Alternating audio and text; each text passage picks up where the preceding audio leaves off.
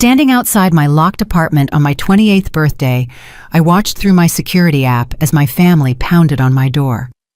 Mom's text blazed across my phone, "Where are you?" My fingers trembled as I typed, "Away from my toxic family." Then I forwarded the anonymous video that arrived yesterday. Footage of them at my husband Mark's funeral dividing up our assets while I lay unconscious in the hospital. Their phones started exploding with notifications. This was my birthday gift to my self-freedom. The video that changed everything arrived exactly 24 hours before my birthday. No sender name, just a simple subject line, "You deserve to know the truth." At first I almost deleted it thinking it was spam. Something made me click play and my world shattered in 4 minutes and 37 seconds. The footage was crystal clear, filmed from what looked like a hidden camera positioned on my bookshelf. I recognized my living room immediately. The pale blue walls Mark and I had painted together last spring, the vintage coffee table we'd found at an estate sale, the family photos arranged carefully on the mantel. But instead of the warm, familiar space, I knew it felt violated, invaded by the very people who should have protected it. 6 months ago, my husband Mark died in a car accident on Route 38. The same accident left me in a coma for 3 weeks, hovering between life and death, while machines breathed for me. My family told me they never left my side, taking shifts at the hospital, praying for my recovery. They described their sleepless nights, their desperate pleas with doctors, their relief when I finally opened my eyes. The video told a different story. The timestamp in the corner showed this meeting happened just 5 days after the accident. 5 days. While I lay unconscious tubes down my throat, not knowing if I'd ever wake up again, my family sat in my living room with estate attorney Harrison Blake. I recognized him, Dad's golf buddy who handled sensitive family matters. Mom sat in my favorite reading chair, the one Mark bought me for our anniversary. She wore the black dress I'd later see at Mark's funeral, but her expression held no grief. Instead, she flipped through papers with the efficiency of someone conducting a business meeting. "We need to be practical about this situation." Her voice came through clearly on the recording. "If Eileen doesn't wake up, or if she's permanently impaired, we need to ensure the family assets are protected." Family assets, not their daughter's life, not their son-in-law's tragic death. Assets. Rachel. My younger sister perched on the couch with a yellow legal pad, taking notes like she was in one of her MBA classes. "The life insurance policy is worth $2 million, she announced as if reading a grocery list. Plus the house is fully paid off thanks to Mark's inheritance from his grandmother. Current market value is around $800,000. I felt bile rise in my throat watching her calculate my worth while I fought for my life 3 miles away. Todd, my older brother, stood by the window occasionally peering out as if watching for witnesses. His contribution chilled me the most. "What about the investment portfolio Mark mentioned? They had a diverse stock portfolio worth at least $500,000. And don't forget Grandma Eileen's trust fund. That's another $3 million that becomes accessible if something happens to her." Dad sat silent through most of it, but his presence was endorsement enough. When he finally spoke, it was only to ask Harrison about the legal implications of various scenarios. If she wakes up but has brain damage, who handles the finances? Can we get power of attorney retroactively? Harrison, to his minimal credit, seemed uncomfortable. "These are premature conversations, folks. Eileen is still alive and doctors haven't given any indication she won't recover." Mom's response was swift and cold. "We're being realistic, Harrison. Someone needs to think about these things. Grief is a luxury we can't afford right now." But the worst part came near the end of the video. Rachel had moved to my kitchen. I could see her in the background making coffee in my favorite mug, the one Mark gave me that said, "World's Best Wife." And she called out, "Should I start cataloging the valuable items, the jewelry, the art pieces, the collectibles?" "Might as well," Mom responded. "We'll need a full inventory either way." The video showed them spreading out across my home like vultures, opening drawers, checking closets, evaluating my life's possessions. Todd found Mark's guitar collection in the spare room and actually strummed one, testing its sound. "These Gibsons are worth a fortune," he said. "Mark had good taste." Had. Past tense, like both Mark and I were already gone. Rachel discovered my grandmother's jewelry box in the bedroom and gasped. "Oh my God, the diamond set is still here. This must be worth $50,000 at least." She held up the necklace Grandma wore to her own wedding, the one she'd fastened around my neck on my wedding day, whispering that I reminded her of herself at that age, full of hope and love. I paused the video, unable to watch more continuously. My hands shook as I remembered waking up from the coma confused and disoriented, asking for Mark. Mom had held my hand, tears streaming down her face, telling me how they'd been there every day praying for my recovery. "We almost lost you, sweetheart," she'd sobbed. "We were so scared." Now I knew the truth. They'd visited twice, once for appearance when I first arrived, and once when doctors called about my improvement.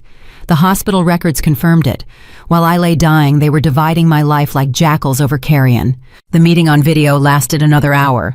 They discussed liquidation strategies, tax implications, which assets to sell first.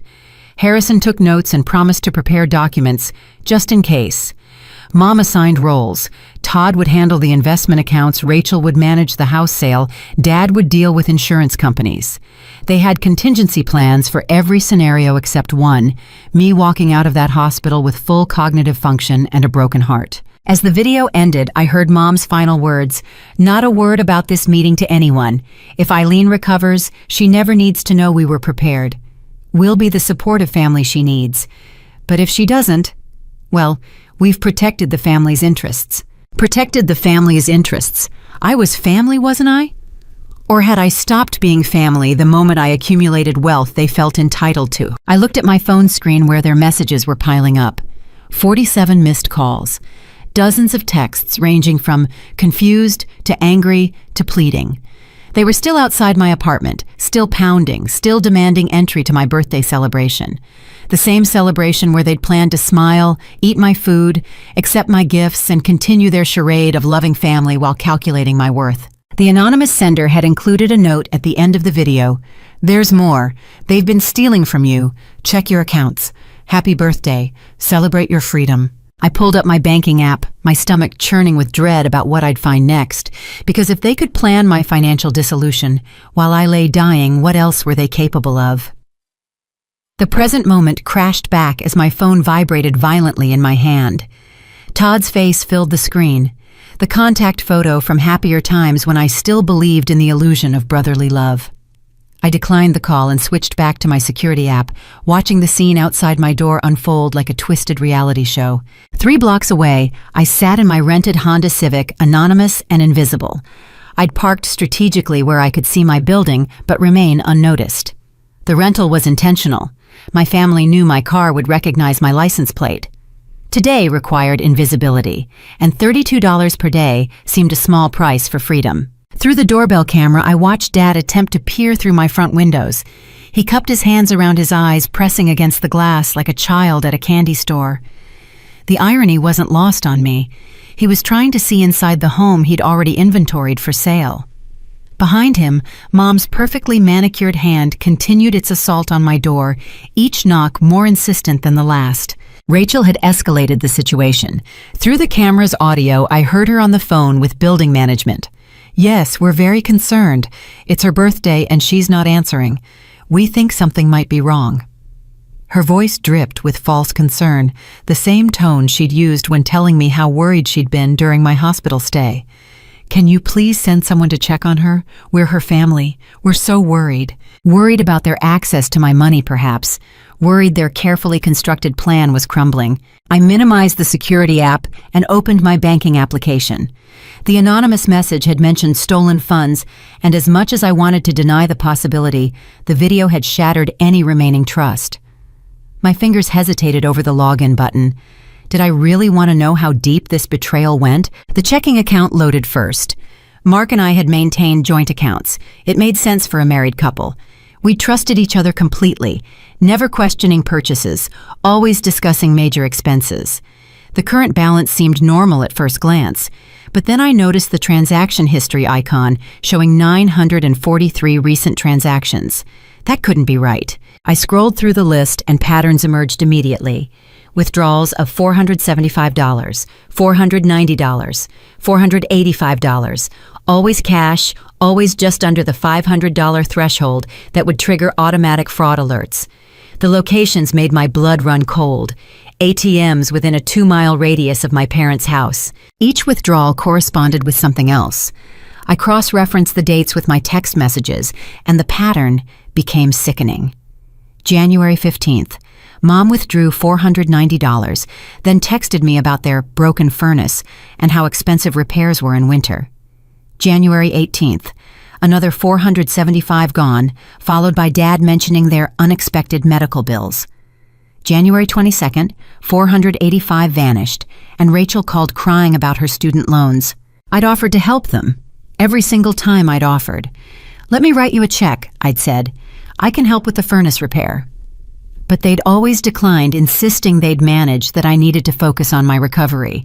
Such thoughtful family members not wanting to burden their traumatized daughter. Except they were already helping themselves. The theft went back 5 months, starting just 2 weeks after I'd been released from the hospital.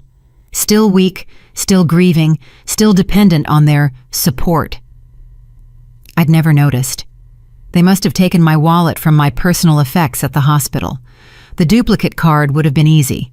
Mom knew my PIN because I'd shared it years ago during a medical emergency. I'd never changed it, never imagined I'd need to protect myself from my own mother. I opened the calculator app and tallied the damage.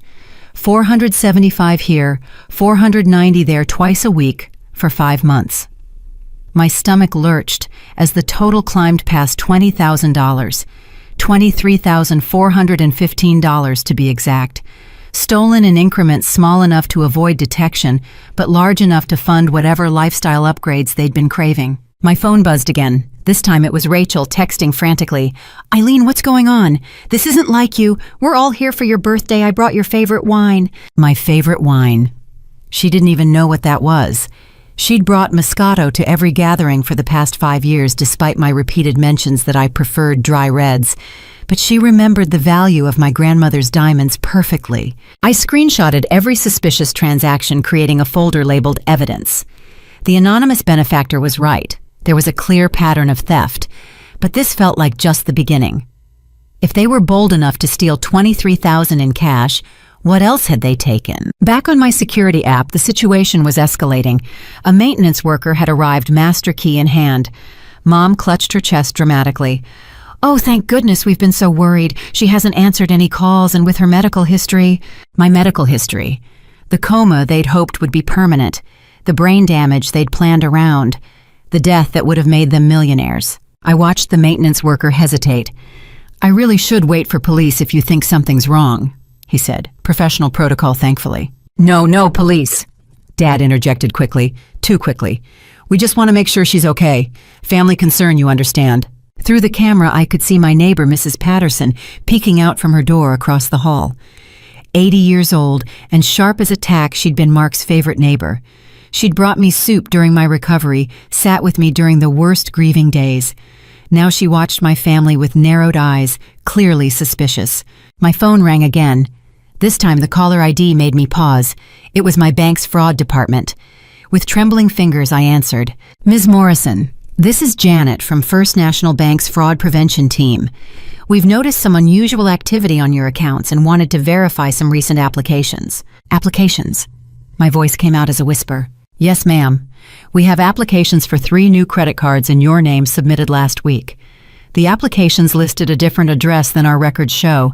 Would that be you updating your information? The address she read was my parents' house. No, I said firmly. I didn't apply for any credit cards. I haven't changed my address. I see. We'll flag these as fraudulent immediately. No cards were issued. Our system caught some discrepancies. However, I do recommend you check your credit report for any other unauthorized activities. I thanked her and immediately pulled up my credit monitoring app. What I found there made the $23,000 in stolen cash look like pocket change. My credit score had plummeted 200 points. Collections accounts I knew nothing about littered my report. Medical bills from my hospital stay that insurance should have covered were showing as delinquent. Credit cards I'd never opened showed maxed out balances. How was this possible? I'd been paying my bills, handling my responsibilities despite the grief and trauma. Or at least I thought I had. Then I remembered all the times Mom had offered to help with those overwhelming medical bills during my recovery. How she'd insisted on handling the stressful paperwork so I could focus on healing. I'd been grateful signing whatever she put in front of me, trusting her to manage the insurance claims and payments. My phone screen lit up with another message from the anonymous sender. This time it was a series of photographs. Mom's new Lexus SUV leather seats, gleaming temporary tags dated 2 months after Mark's death. Rachel on a beach in Cabo, tropical drink in hand, her Instagram post bragging about much-needed self-care. Todd's Facebook photos of his new boat, christened Second Chance, purchased 3 months after the accident, all funded by my medical insurance payouts and stolen money. The security camera showed my family still arguing with the maintenance worker. Mom was now crying mascara running in perfect tracks down her cheeks. It's her birthday. We just want to celebrate with her. Celebrate. They wanted to celebrate stealing from their daughter while she grieved her husband. Celebrate the successful execution of their plan to drain my accounts. Celebrate another year of access to their personal ATM. Me. I looked at the evidence mounting on my phone. Bank theft, credit fraud, insurance fraud, and underlying it all the video of them planning to profit from my death while I clung to life. They weren't my family. They were criminals who happened to share my DNA. My fingers moved across the screen, forwarding the banking evidence to my email to the cloud, to multiple secure locations. The anonymous benefactor had given me a gift greater than exposing the truth. They'd given me the power to fight back. But there was more to uncover. The stolen money and fraud were just symptoms of something deeper, something that had been festering in my family long before Mark's death. As I prepared to dig deeper into the financial devastation, one question burned in my mind. How long had they been planning this? The answer I suspected would be worse than anything I'd discovered so far. Todd's voice boomed through my phone's speaker with the force of self-righteous indignation. I'd accidentally accepted his call while trying to screenshot more evidence, and his words filled my car before I could end it. Eileen, this is ridiculous. We're your family. Whatever you think you know, we can explain everything. Just open the door. I hung up without responding and noticed a new email notification from my anonymous benefactor. The subject line simply read, "Insurance records, brace yourself." My hands trembled as I opened the attachments, each file revealing another layer of deception. The first document was correspondence between my mother and Mercy General Hospital's billing department.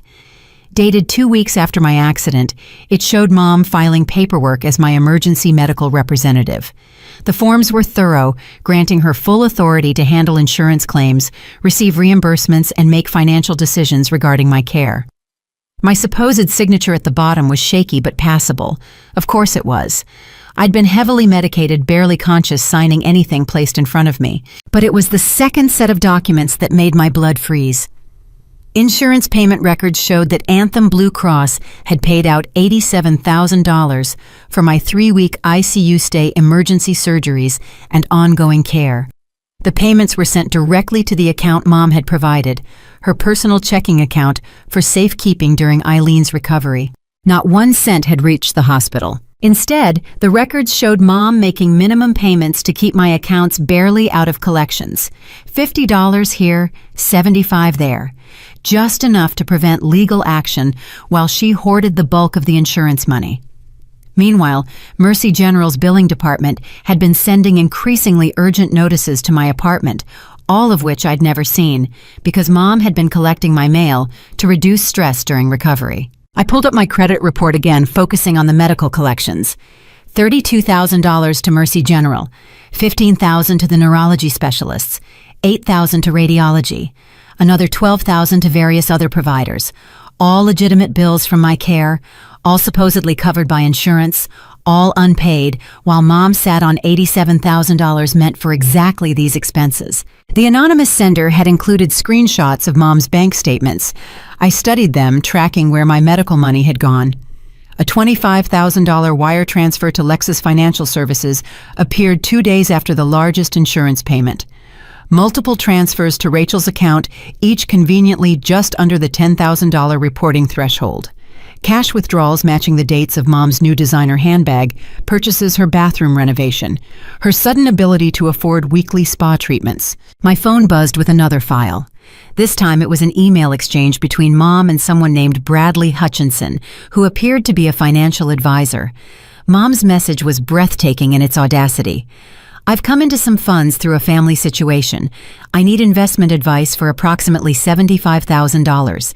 Discretion is essential." His response recommended diverse portfolios, tax-advantaged accounts, and strategies for preserving family wealth.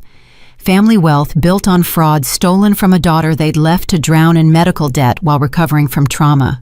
Through my security camera, I watched the maintenance worker finally walk away, refusing to open my door without proper authorization. Dad kicked the wall in frustration, a flash of violence that reminded me he wasn't just complicit. He was actively participating.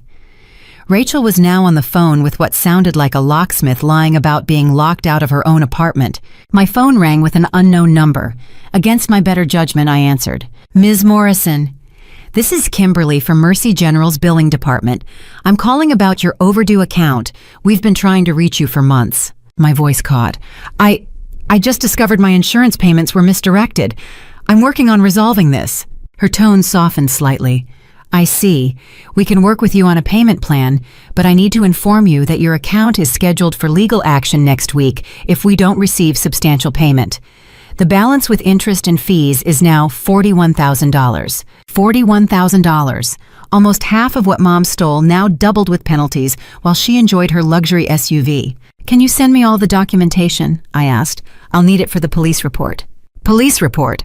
Kimberly sounded surprised. "This is a criminal matter." "Yes, my mother stole the insurance payments meant for your hospital. I have proof." The silence stretched before she responded.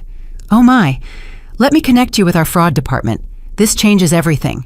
While on hold, I received another message from my anonymous source.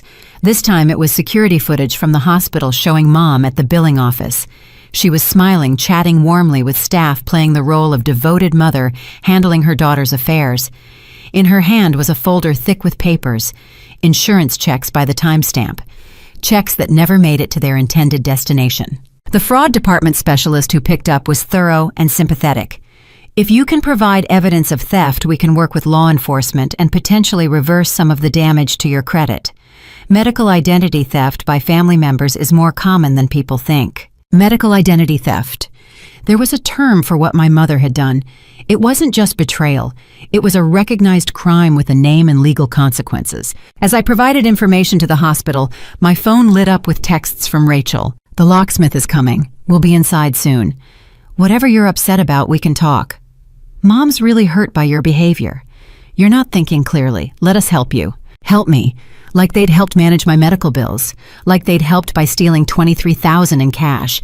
Like they'd helped by planning my estate division while I fought for life. The anonymous sender provided one final document for this revelation. An email from Mom to her sister in California. "Eileen's recovery is going well, but the medical bills are astronomical. We're doing our best to help, even dipping into our retirement. Family takes care of family after all." She'd been playing the martyr, telling extended family how much they were sacrificing for me while literally stealing my money. The performance was Oscar-worthy. How many sympathy cards had she received? How many people praised her dedication while she committed felony fraud? My security camera showed a new arrival, the locksmith Rachel had called. He was examining my door while she spun a tale of sisterly concern. But Mrs. Patterson had emerged fully from her apartment, now arms crossed, watching everything. "That's not your apartment," I heard her say clearly through the camera's audio. "That's Eileen's home, and you have no right to break in." "God bless Mrs. Patterson." Mom turned on her with venom. "This is a family matter. Mind your own business." "Eileen is my business," Mrs. Patterson shot back. "That girl went through hell, and where were you? I'll tell you where. Going through her mail and helping yourself to her belongings while she slept." My heart swelled. Someone had been watching. Someone had seen. The locksmith looked uncomfortable. "Ma'am, I need to see some proof of residency before I can open this door."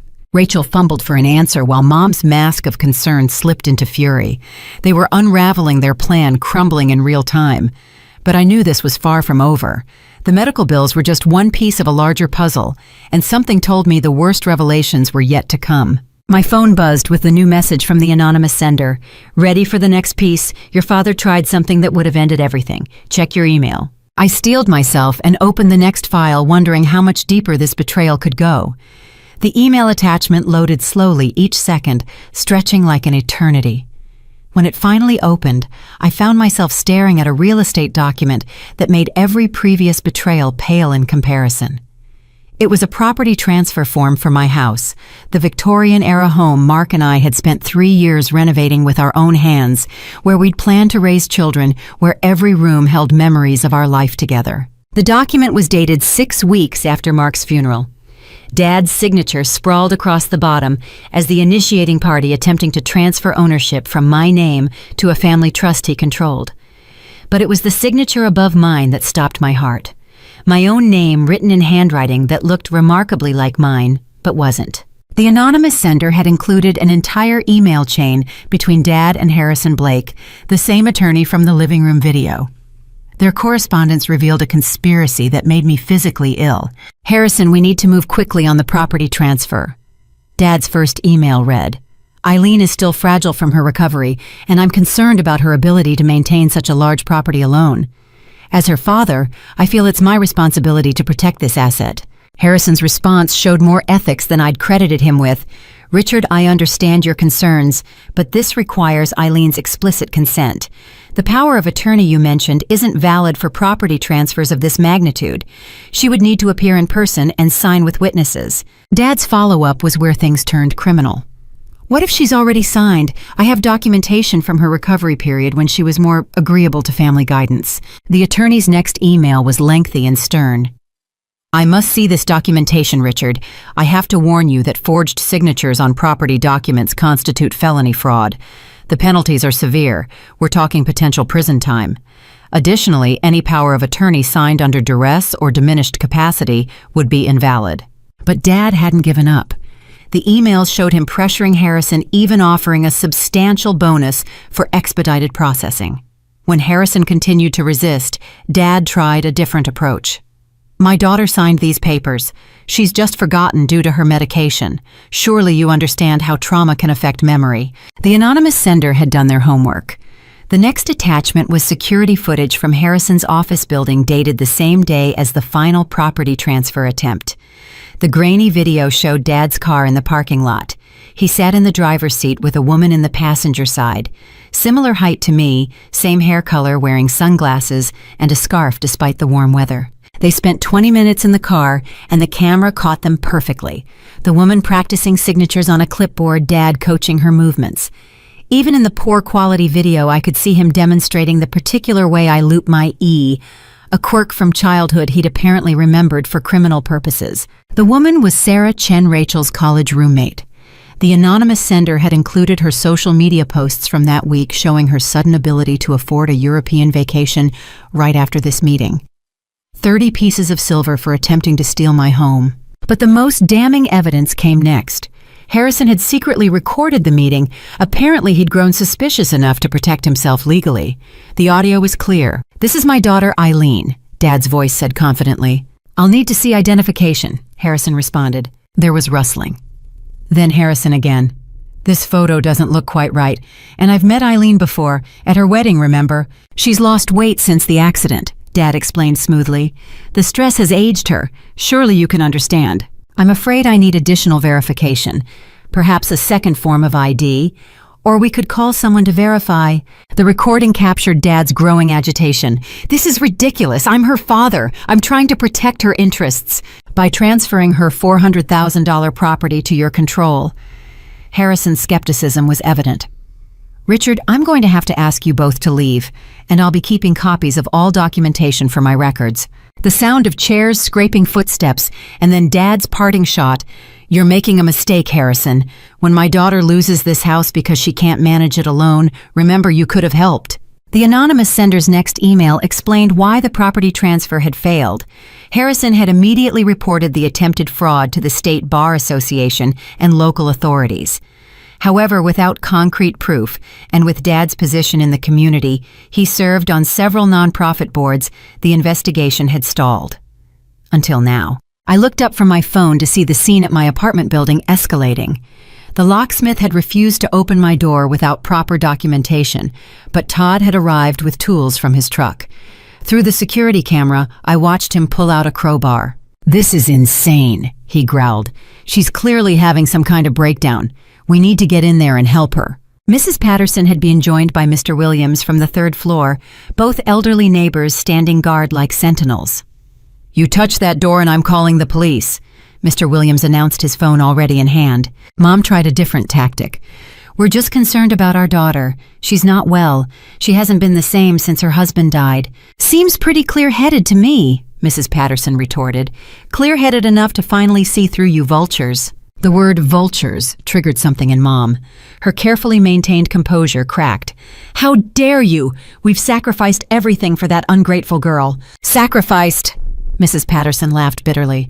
Is that what you call loading boxes into your car while she was in the hospital? Because I have photos of that, lots of photos. My heart raced. Mrs. Patterson had been documenting their theft. The anonymous sender included a note, "Your neighbor has been protecting you longer than you know.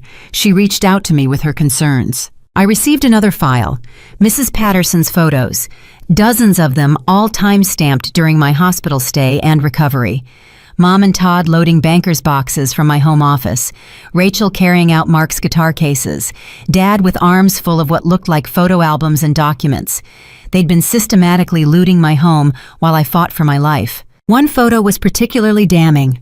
Mom carrying my grandmother's mahogany jewelry box, the one Grandma had specifically left to me in her will.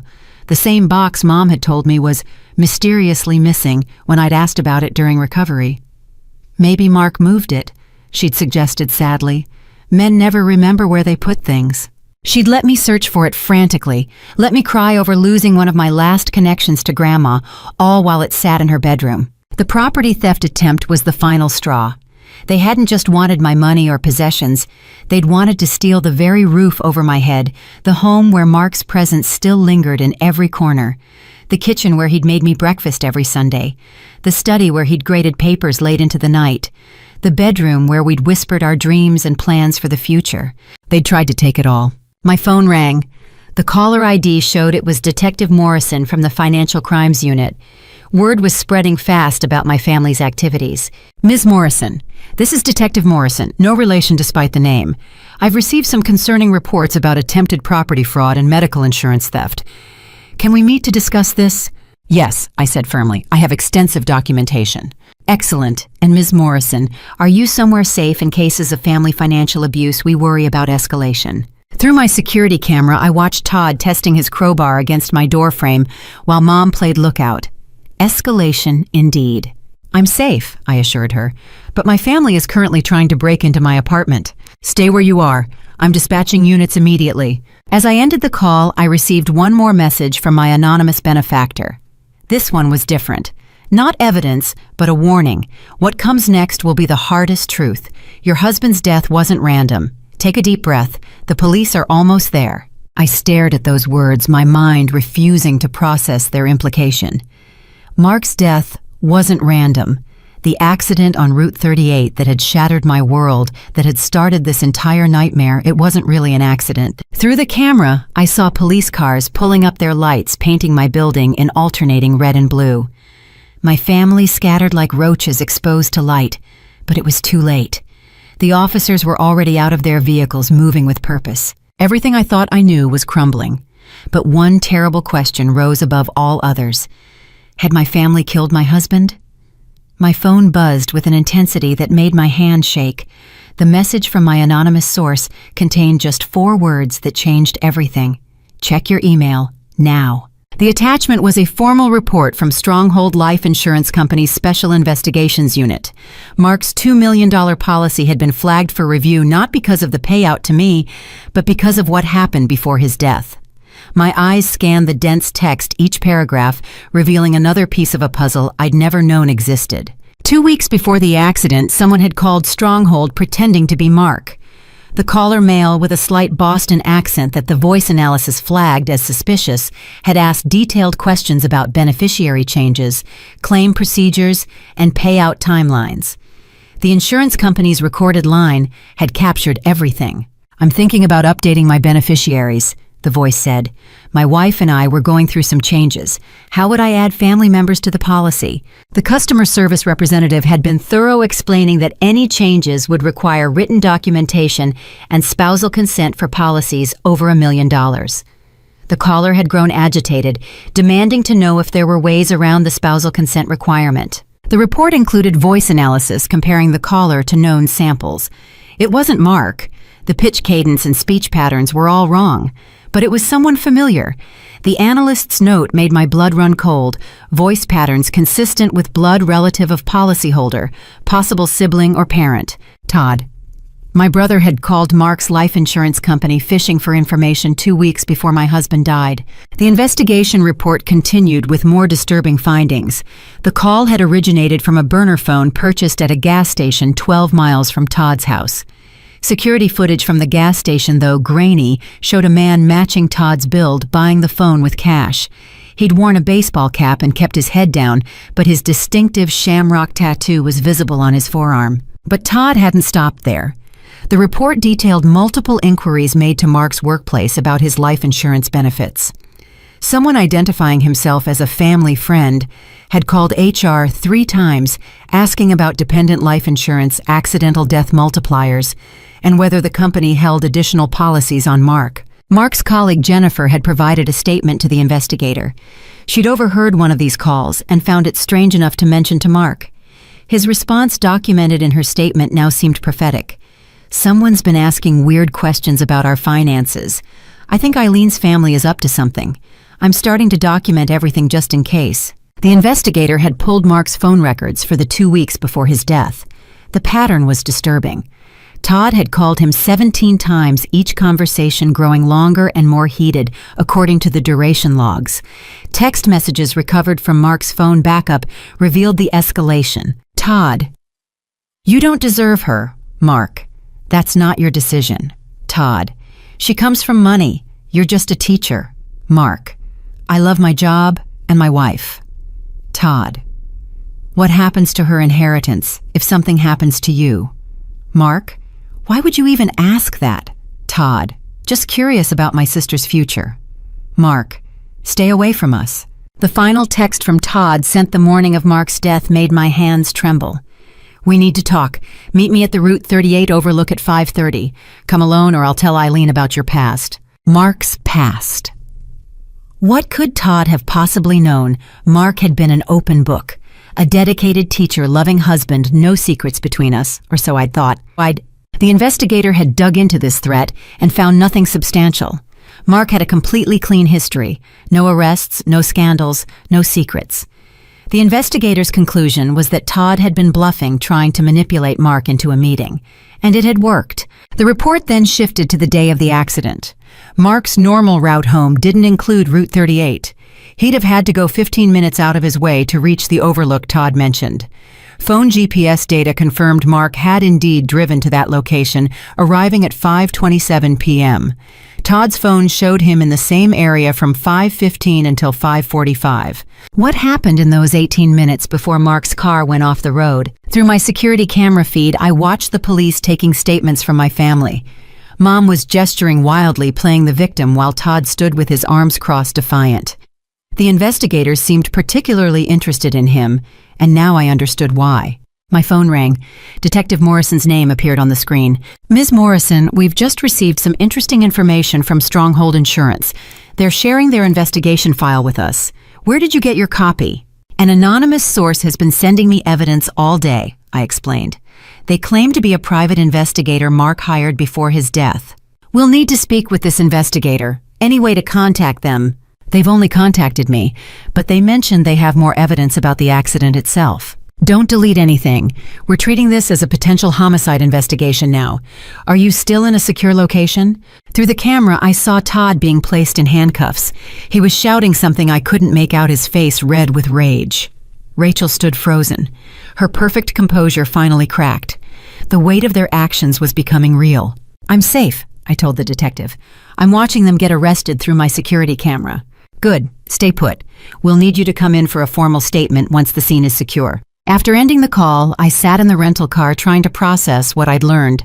Todd had been investigating Mark's life insurance before his death. He'd lured Mark to a remote location, and then Mark had died in a single-car accident with no witnesses. Another message arrived from my anonymous source.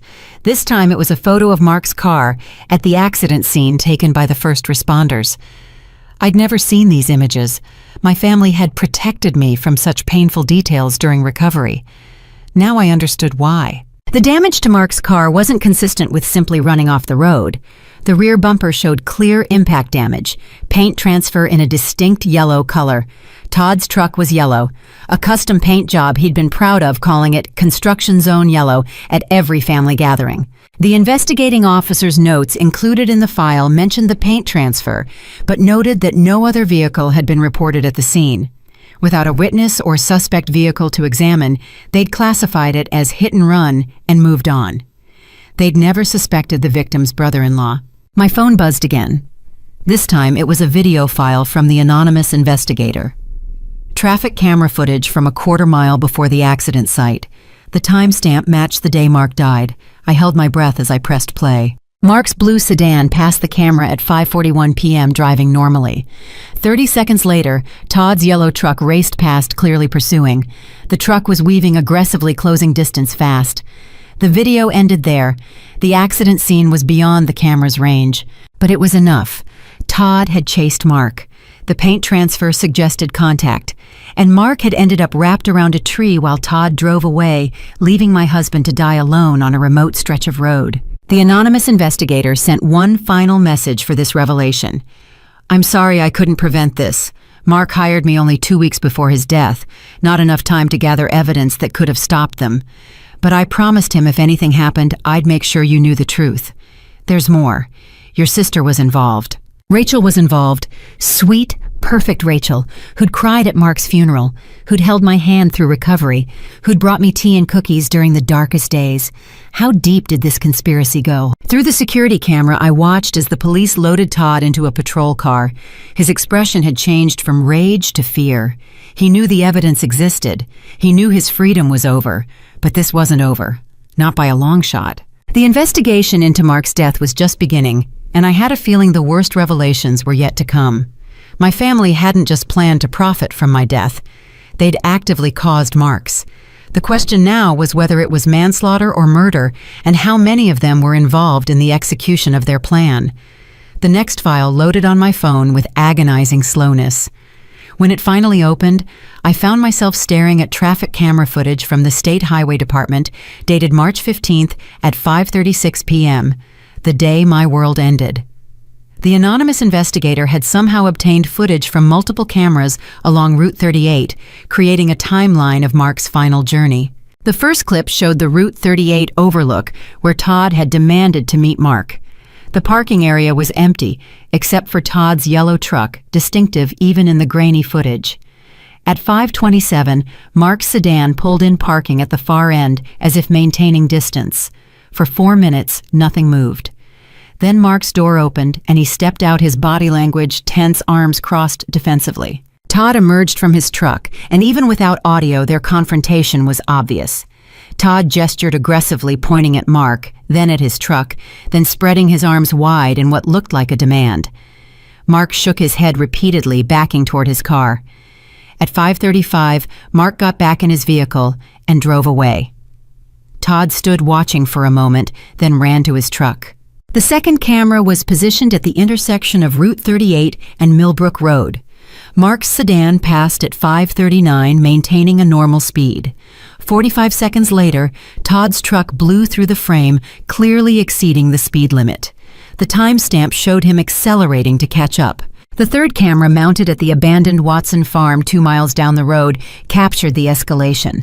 Mark's sedan passed, now moving faster, with Todd's truck close behind. Too close. The truck swerved into the oncoming lane, pulled alongside Mark's car, then jerked back. They were playing a deadly game of cat and mouse at 70 miles per hour. But it was the fourth and final camera that made me sob aloud in my rental car. Positioned at the county line 3/4 of a mile from where Mark died, it showed the critical moment. Todd's truck rammed Mark's sedan from behind, sending it fishtailing. Mark fought for control, managing to straighten out. Todd struck again, this time hitting the rear quarter panel. The physics were inevitable. Mark's car spun left the road and disappeared from frame. The timestamp read 5:42 p.m. By 5:48, Mark was gone. The anonymous investigator had done more than just compile traffic footage. They'd obtained the original accident reconstruction report and highlighted discrepancies. The investigator who'd examined Mark's car had noted the paint transfer and rear-end damage, but hadn't pursued it.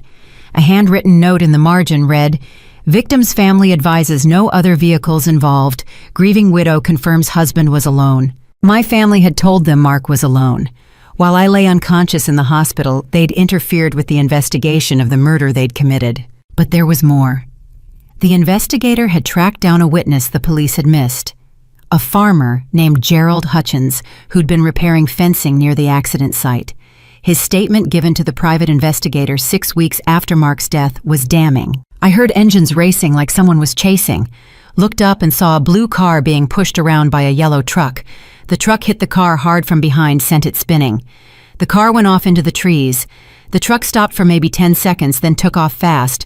Never called for help, never checked on the driver. I called 911 right away, but by the time I got down there, it was too late. Why hadn't Gerald talked to police? The investigator's notes explained, witness has had negative experiences with local law enforcement, assumed they wouldn't believe him over a prominent local family, willing to testify now that evidence supports his account. My phone buzzed with a new message containing Rachel's phone records from that day. The pattern made my stomach turn. At 5:15, as Todd headed to meet Mark, Rachel texted him, "Are you sure about this?" Todd's response, "He won't listen to reason. Sometimes you have to force the issue."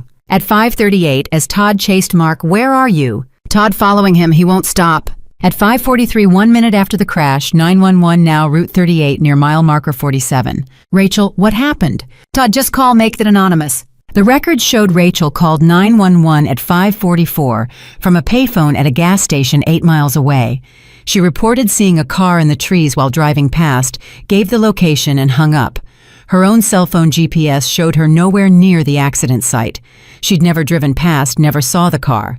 She'd provided Todd's alibi while he fled a murder scene. The anonymous investigator included security footage from the gas station where Rachel made the call. She was visibly shaking, tears streaming down her face. But she made the call. She chose Todd over truth, family conspiracy, over justice for Mark. Through my doorbell camera, I watched the police scene at my apartment building. Rachel was now in handcuffs too, her perfect makeup ruined by tears. I could read her lips as she spoke to the officers. I didn't know he would. I thought he just wanted to talk. The lies came so easily to her even now. My phone rang with another unknown number. When I answered, a gravelly voice spoke, "Mrs. Morrison, this is Gerald Hutchins. I heard the police are finally investigating your husband's death properly. I want you to know I saw everything. That truck murdered your husband plain as day. I'll testify to that in court." "Thank you," I whispered, tears flowing freely. "Thank you for coming forward. I should have done it sooner. I'm sorry for your loss, ma'am. Your husband tried to get away. He didn't want that confrontation. This wasn't his fault." After I hung up, the anonymous investigator sent another file. This one was different. It was a video message from Mark himself. My heart stopped as his face filled my screen, dated just 3 days before his death.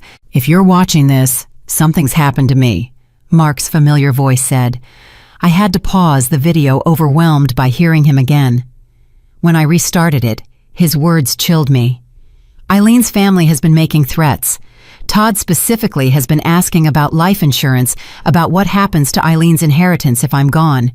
I've hired a private investigator to document everything. I'm probably being paranoid, but Todd's behavior is escalating. He showed up at my work today, said I don't deserve Eileen or her money. I'm scared, but not for me. For Eileen. If something happens to me, they'll go after her next. Please protect my wife." The video ended with Mark looking directly at the camera. "Eileen, if you're watching this, know that I love you more than words can express. Trust no one from your family. They're not who you think they are. And remember, you're stronger than you know." I sat in that rental car sobbing for the man who'd tried to protect me even in death, who'd seen the danger I'd been blind to. He'd hired protection for me, documented threats against himself, and faced down my family's greed with courage. They'd killed him for it. The anonymous investigator sent one final message. "Your husband was a good man who loved you deeply. He paid me to protect you for 1 year following any suspicious incident. Today is the last day of that year. After this, you're on your own. But I think you're ready. Mark believed in your strength. Trust his judgment." A year. The investigator had watched over me for an entire year, gathering evidence, waiting for the right moment to reveal the truth. On my 28th birthday, the day my family expected to continue their charade, everything had come to light. Through my camera feed, I saw Detective Morrison approaching my apartment building. It was time to stop hiding in this car, time to face the truth head on, time to get justice for Mark. My phone rang just as I reached for the car door handle. The number was unfamiliar, but something made me answer. Maybe it was intuition, or maybe I was just conditioned now to expect revelations with every call. Eileen? Please don't hang up. This is Jennifer Wu from Mark's school. I've been trying to reach you for months, but your family kept saying you weren't ready for visitors. Jennifer Wu. Mark had mentioned her dozens of times.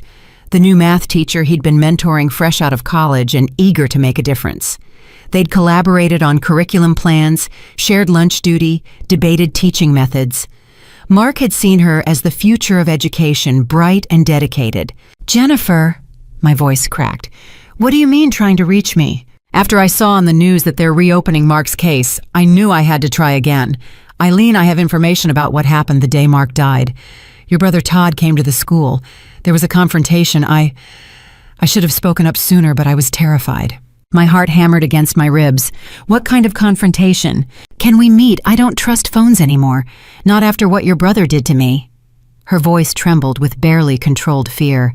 Jennifer, I'm dealing with police right now. Can you tell me what happened? She took a shaky breath.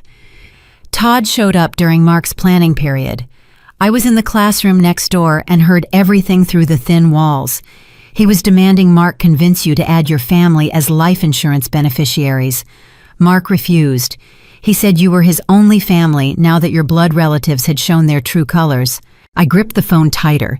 This corroborated the insurance company's investigation, but Jennifer had more. Todd got physical, she continued. I heard furniture scraping a crash. I peeked through the door window and saw Todd had pushed Mark against the whiteboard. He had his hands around Mark's collar, shaking him. He said, God, I'll never forget his exact words. He said, you don't deserve her or her grandmother's money. That wealth belongs to our family, not some nobody teacher who lucked into it. My free hand clenched into a fist. Todd had assaulted my husband at his workplace in front of his beloved whiteboard, where he'd inspired hundreds of students. What happened next? Security arrived. Another teacher had called them. Todd let go, straightened his jacket like nothing happened. Before he left, he looked Mark dead in the eye and said, This isn't over. Meet me tonight or I'll make sure Eileen knows exactly what kind of man she married. Then he walked out like he owned the place. Did you report this to anyone? Jennifer's silence stretched before she answered. I told our principal. He said to file a report with HR, which I did.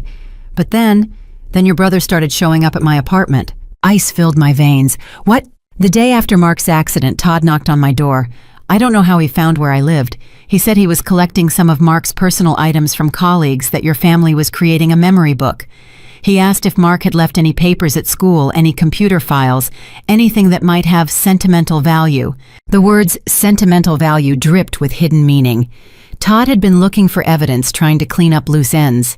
I told him I didn't have anything, Jennifer continued. But he kept coming back, different times of day, always with new excuses. He'd ask if I remembered any conversations with Mark, if Mark had mentioned family troubles, if I'd noticed him acting strange. The subtext was clear. He was making sure I kept quiet. Jennifer, I'm so sorry. This is all my fault. No, she interrupted firmly. This is your brother's fault, your family's fault, not yours. The last time Todd came by, he brought Rachel. She was friendlier but scarier somehow. She mentioned how tragic it would be if another young teacher had an accident, how dangerous the roads were getting. After that, I moved, changed schools, tried to disappear. But you kept the HR report. I kept everything.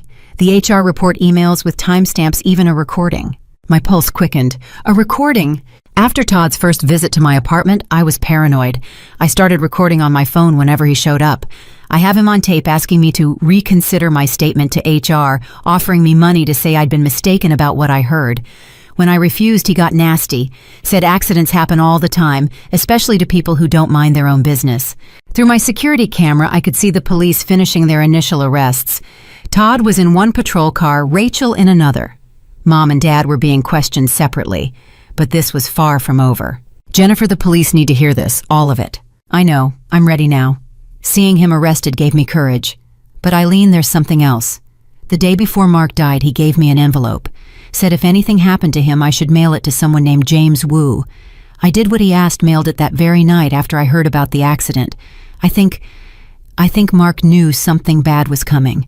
James Wu, the anonymous private investigator who'd been protecting me all year. Mark had created a network of protection using his colleague as an unwitting link in a chain of evidence that would eventually bring justice. Thank you for calling, Jennifer. Thank you for everything. Mark was a wonderful man, she said softly. He talked about you constantly, how brilliant you were, how kind, how you'd overcome so much with your family's coldness. He said loving you was the greatest adventure of his life. I'm so sorry for your loss. After we hung up, I sat in the car for a moment processing this new information. Todd hadn't just made a spur-of-the-moment decision to chase Mark. He'd been escalating for days, maybe weeks. The school confrontation, the threats, the stalking of witnesses, it all painted a picture of premeditated murder. My phone buzzed with a message from the anonymous investigator. Ms. Wu has agreed to meet with police. Her evidence is crucial. Your husband chose his allies well. Through the security feed, I watched Detective Morrison directing the scene. She moved with the confidence of someone who knew they had a solid case. But we were still missing pieces. How had Mom orchestrated all this? How deep did the conspiracy go?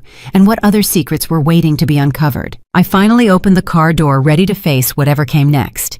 As I stepped out, my phone rang one more time. The caller ID showed the district attorney's office. Ms. Morrison, this is ADA Patricia Langston. We're preparing charges against your family members. Given the evidence that's come to light, we're looking at murder in the first degree, for your brother, conspiracy charges for your sister, and multiple fraud charges for your parents. I need to warn you, this is going to get uglier before it gets better. Your family has resources and they'll fight hard. I understand, I said, surprising myself with the steadiness in my voice. They killed my husband. They can fight all they want. I have the truth on my side. Good. That strength will serve you well. We'll need you to come in tomorrow for a full deposition. In the meantime, do you have somewhere safe to stay? I thought of Mark's family, who'd been trying to reach me all along, who'd been painted as villains by my own blood relatives while offering nothing but love and support. Yes, I said firmly. I have real family to stay with. As I walked toward my apartment building, toward the chaos my family had created, I felt Mark's presence like a warm embrace. He'd known this day would come. He'd prepared for it, protected me even in death. And now finally his murderers would face justice. But the anonymous investigator had warned that more revelations were coming. As I approached Detective Morrison, ready to give my statement, I couldn't shake the feeling that the worst betrayal was yet to be revealed. The scene outside my apartment building looked like something from a crime drama. 3 patrol cars with lights flashing yellow tape being strung across the entrance, and my family in various stages of being processed by law enforcement. But this wasn't television. This was my life, unraveling and rebuilding simultaneously. Detective Morrison spotted me approaching and met me halfway. Her expression was professional, but sympathetic. Ms. Morrison, I'm glad you're here. We need to take your statement, but first I want you to see something. She led me to one of the patrol cars where Todd sat in the back, handcuffed and furious. Through the window, I could see the man I'd once called brother. The same person who'd taught me to ride a bike, who'd walked me down the aisle at my wedding, because Dad had been too emotional. Now his face was contorted with rage, all pretense of familial affection gone. We found evidence in his truck, Detective Morrison said quietly. Paint transfer matching your husband's vehicle plus something else. A baseball bat under the seat with blue paint on it. We think he used it to strike your husband's car during the chase. A baseball bat. Todd had gone to meet my husband armed with a weapon ready for violence. But that's not the most damning evidence, she continued, leading me away from the car.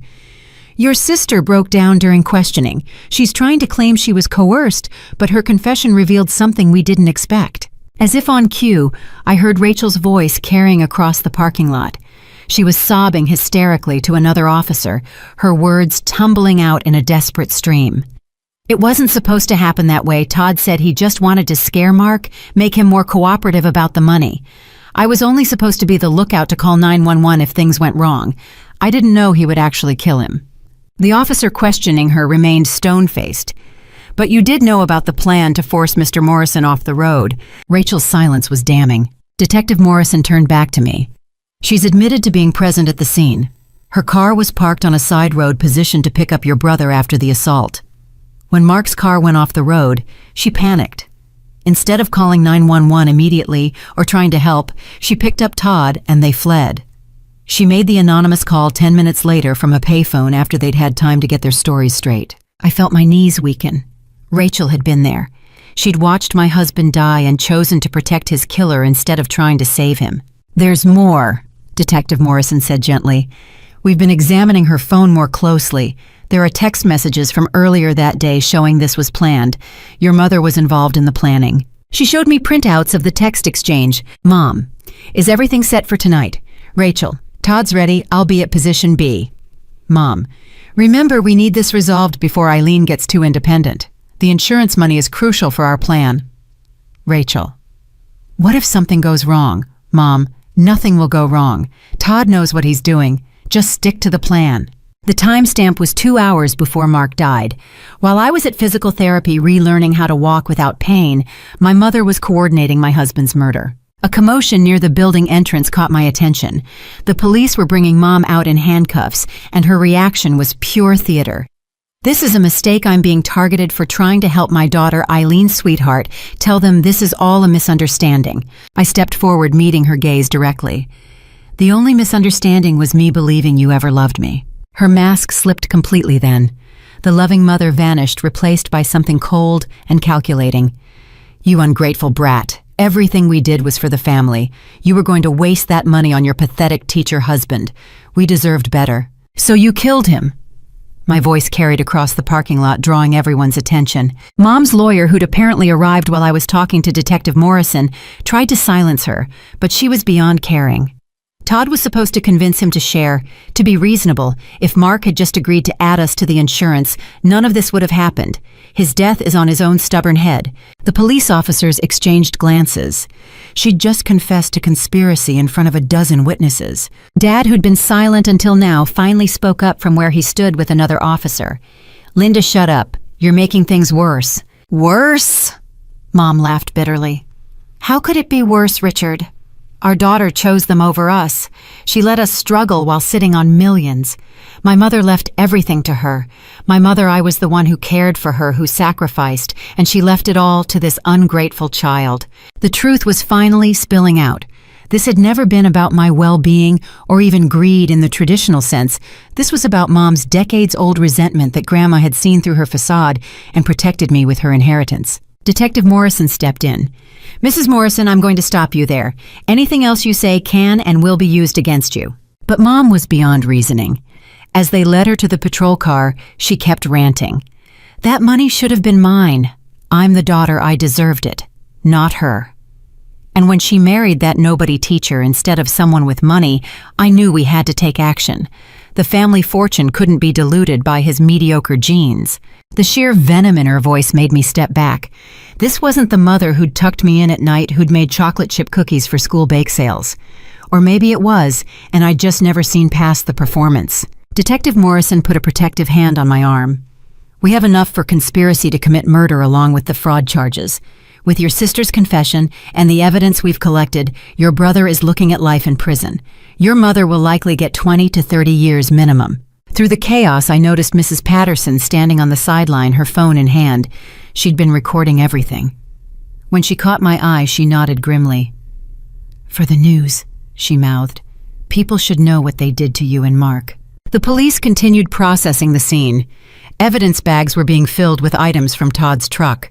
Rachel's car was being impounded for forensic analysis.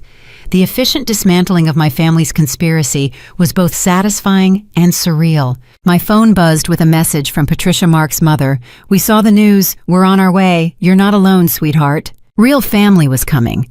The people who'd loved Mark, who'd tried to love me, who'd been kept away by lies and manipulation. But there was still one family member unaccounted for in this drama. Dad.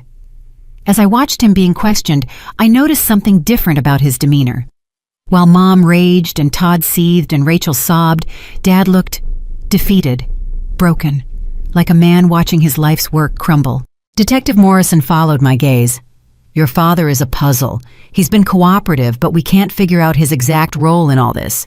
He seems genuinely shocked by the murder plot, but he's definitely involved in the financial crimes. As if sensing our attention, Dad looked up and met my eyes. In that moment, I saw something I hadn't expected. Shame. Pure, devastating shame. He opened his mouth as if to speak, then closed it, shaking his head. Whatever his role in this nightmare, Richard Morrison knew there were no words that could undo what had been done. No explanation that could bring Mark back or restore the family we'd pretended to be. The anonymous investigator sent another message. Your father has secrets too. The full truth will come out at trial. Be prepared." I watched as they loaded my family into separate vehicles, each heading to face the consequences of their choices. The street that had seemed so normal this morning now felt like a crime scene from my worst nightmares. Because it was, but I wasn't alone. Mrs. Patterson walked over and gently touched my shoulder. "You come stay with me tonight if you need to, dear. That family of yours doesn't deserve you, never did." As the patrol cars pulled away carrying the people who'd plotted to destroy my life and succeeded in taking my husband's, I felt something I hadn't expected. Relief. The truth was out. The masks were off. And finally, I could grieve Mark properly, knowing his killers would face justice. The war for my life and freedom wasn't over, but this battle was won. And somewhere I hoped Mark knew that his faith in me, his preparations for my protection, had not been in vain. The call from James Wu came as I stood in the wreckage of what had been my family's grand deception. His voice, which I was hearing for the first time after a year of anonymous messages, was calm and professional with an undertone of compassion. "Mrs. Morrison, I think it's time we met face to face. There are things about your family that didn't fit in text messages or emails. Can you come to my office?" An hour later, I sat across from the man who'd been my guardian angel for 12 months. James Wu was younger than I'd expected, perhaps early 40s, with kind eyes behind wire-rimmed glasses, and the bearing of someone who'd seen too much human cruelty but hadn't let it harden him completely. "Your husband was a smart man." He began sliding a thick folder across his desk. "He hired me on March 1st, 2 weeks before his death. He'd noticed troubling patterns in your family's behavior and wanted someone outside the situation to document everything." I opened the folder with trembling hands. The first document was Mark's signed contract with Wu, paying for a full year of protective surveillance and evidence gathering for one Eileen Morrison. "He paid in cash," Wu continued. "Said he didn't want any traces in bank accounts your family might access. He was particularly concerned about your mother. Everyone keeps saying she was the mastermind, but I still don't understand. How could she plan all this?" Wu pulled out a series of documents that made my blood run cold. "Your mother has been planning variations of this for 30 years. You're not her first victim." The papers showed a pattern of financial manipulation dating back decades. An elderly aunt who'd changed her will under suspicious circumstances, leaving everything to Mom, despite having other closer relatives. A cousin whose power of attorney Mom had obtained, then drained his accounts while he was in a nursing home. Each time she'd played the devoted caretaker, while systematically stealing from vulnerable family members. "But this," Wu said, pointing to a specific document, "this is what started her focus on you. It was Grandma's original will from 15 years ago. In it, she'd left her estate equally to Mom and her 2 siblings. But there was a codicil added 10 years later, after Mom had been caught stealing from Grandma's checking account. The new will left almost everything to me, with only a small token amount to Mom. Your grandmother knew what your mother was," Wu explained. "She tried to protect you by setting up trusts your mother couldn't touch. But that only made Linda more determined. She saw your inheritance as stolen from her, and she's been planning to reclaim it ever since." "But killing Mark, how does that fit?" Wu's expression darkened. "Your mother is patient. Her original plan was slower. Isolate you, create financial dependence, gradually take control of your assets. But when you married Mark, everything changed. He saw through her immediately. Started limiting her access to you, encouraging you to set boundaries. He became an obstacle." He pulled out another set of documents, emails between Mom and a financial advisor from 2 years ago, before Mark and I even married. She was already strategizing about my inheritance, discussing how to protect family assets from poor marital choices. When her subtle manipulations failed, she activated her backup plan, your siblings. She'd been poisoning them against you for years, telling Todd he was cheated out of Grandma's love, telling Rachel you were the favorite who got everything. When the time came, they were primed and ready. But the murder, that was Todd's improvisation. Your mother wanted Mark gone, but she envisioned a divorce, maybe a scandal that would drive him away. Todd, fueled by years of resentment and his own financial problems, decided on a more permanent solution. The text messages show your mother was surprised by the accident initially, then quickly adapted it into her plan. Wu showed me Todd's bank records. He was 3 months behind on his mortgage, his construction business failing, credit cards maxed out. He saw your money as his lifeline. When Mark stood in the way, he killed him. The words tasted like ash. Your mother didn't explicitly order the murder, which is why her lawyer will argue for lesser charges. But she created the environment, stoked the resentment, and gave tacit approval for whatever was necessary to secure your assets. Wu pulled out one final folder marked with my father's name. This is perhaps the saddest part. Your father wasn't originally part of the plan. He genuinely loved you in his limited way. But your mother had leverage. The folder contained photos that made me gasp. My father with another woman, clearly intimate moments, captured over many years. The woman wasn't anyone I recognized, but the timestamps went back 2 decades. Your mother has known about his affair for 20 years, Wu explained. She's held it over him, using it to control him. When she needed his cooperation for the fraud, she threatened to destroy him, financially and socially. He chose his reputation over his daughter. I stared at the photos, seeing my father's deception, but also his trapped expression. He'd been living a double life, and Mom had been his puppet master. There's one more thing, Wu said gently. Your mother's journal. We found it during the search of your parents' home. The journal entries were meticulous, documenting every perceived slight, every moment she felt cheated by life. But one entry dated the day after my wedding stood out. Eileen married that teacher today, smiled like she'd won the lottery, flaunting her happiness. She doesn't understand that everything she has belongs to me. I'm her mother, I gave her life. The money Mother left her was meant for me. I was the dutiful daughter, while Eileen was just the grandchild who visited on weekends. But I'm patient. That marriage won't last. And when it falls apart, I'll be there to pick up the pieces and the assets. The family money will return to its rightful place. The entry continued with detailed financial calculations, estimating my net worth and how it could be divided among family members when the time comes. Wu leaned back in his chair. Your husband saw this coming. Maybe not the exact form, but he knew your family was dangerous. Every precaution he took, every document he prepared was to protect you from this moment. Why didn't he tell me? Tears flowed freely now. He tried, didn't he? In small ways, suggesting boundaries, limiting contact. But how do you tell someone their entire family is plotting against them? He hoped he was wrong, even as he prepared for the worst. His biggest fear was that you wouldn't believe him and it would drive you apart. Wu was right. Mark had tried. Comments about Mom being manipulative that I dismissed as personality conflicts. Suggestions that we limit financial information shared with family that I'd seen as overprotective. His reluctance to attend family gatherings that I'd attributed to introversion. He'd been trying to shield me while respecting my love for people who didn't deserve it.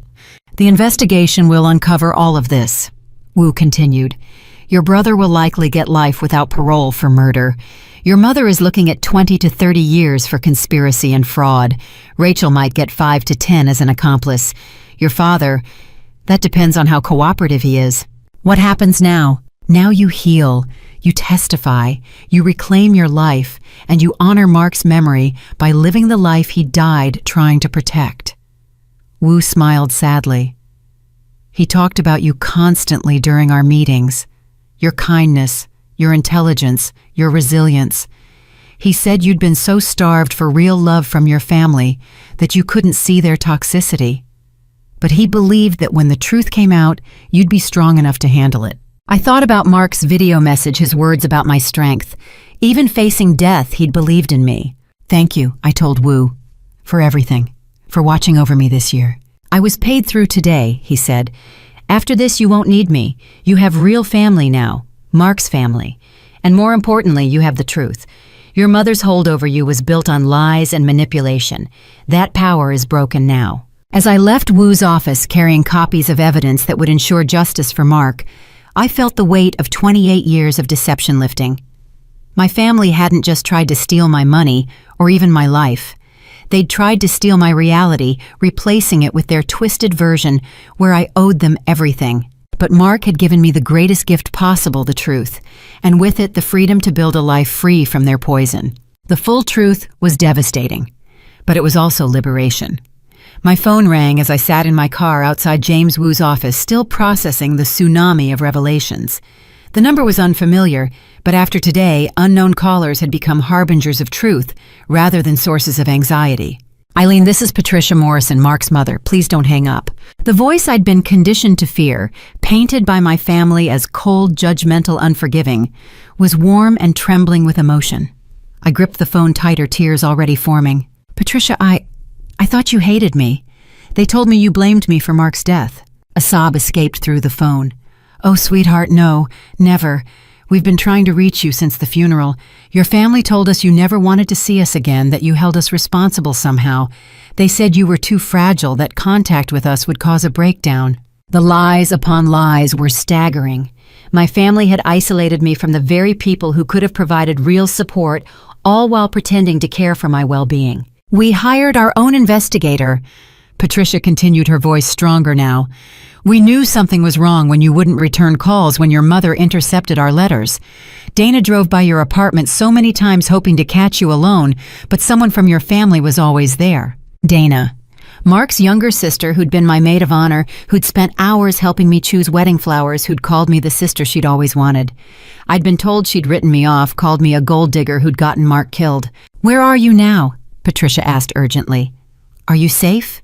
We saw the arrests on the news. Anthony is already on his way to you. He should be there in 20 minutes.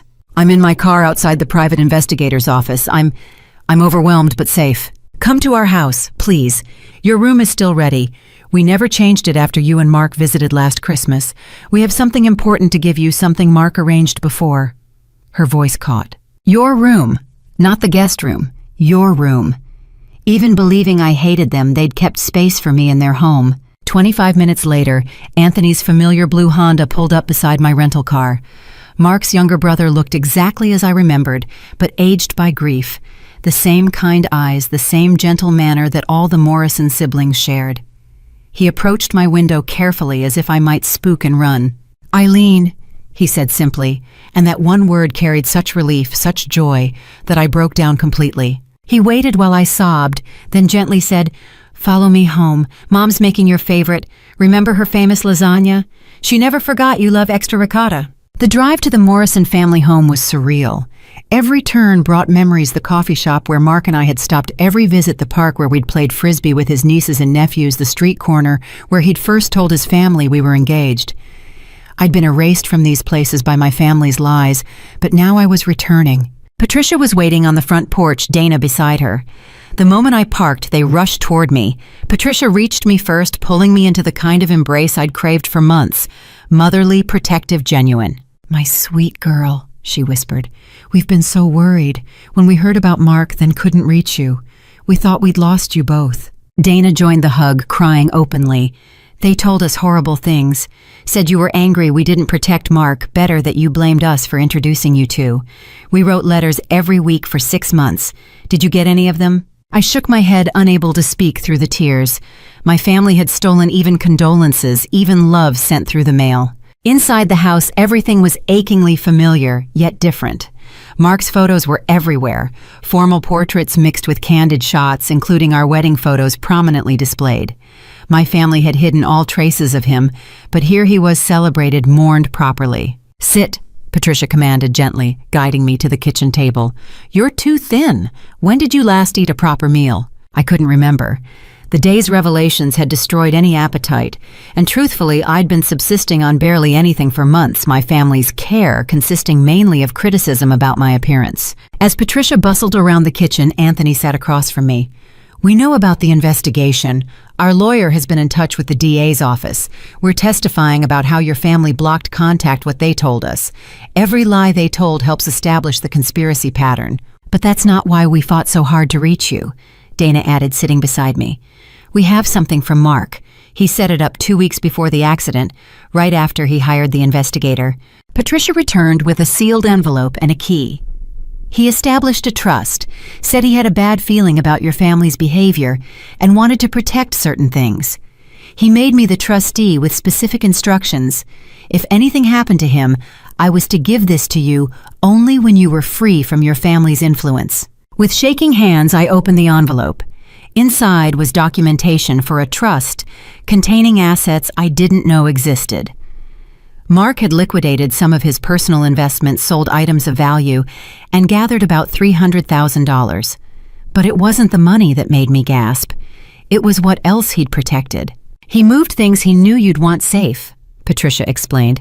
Your grandmother's photo albums, her recipe collection, your parents' wedding album from before things went bad. He said your family would try to take everything meaningful, not just valuable, so he protected your memories too.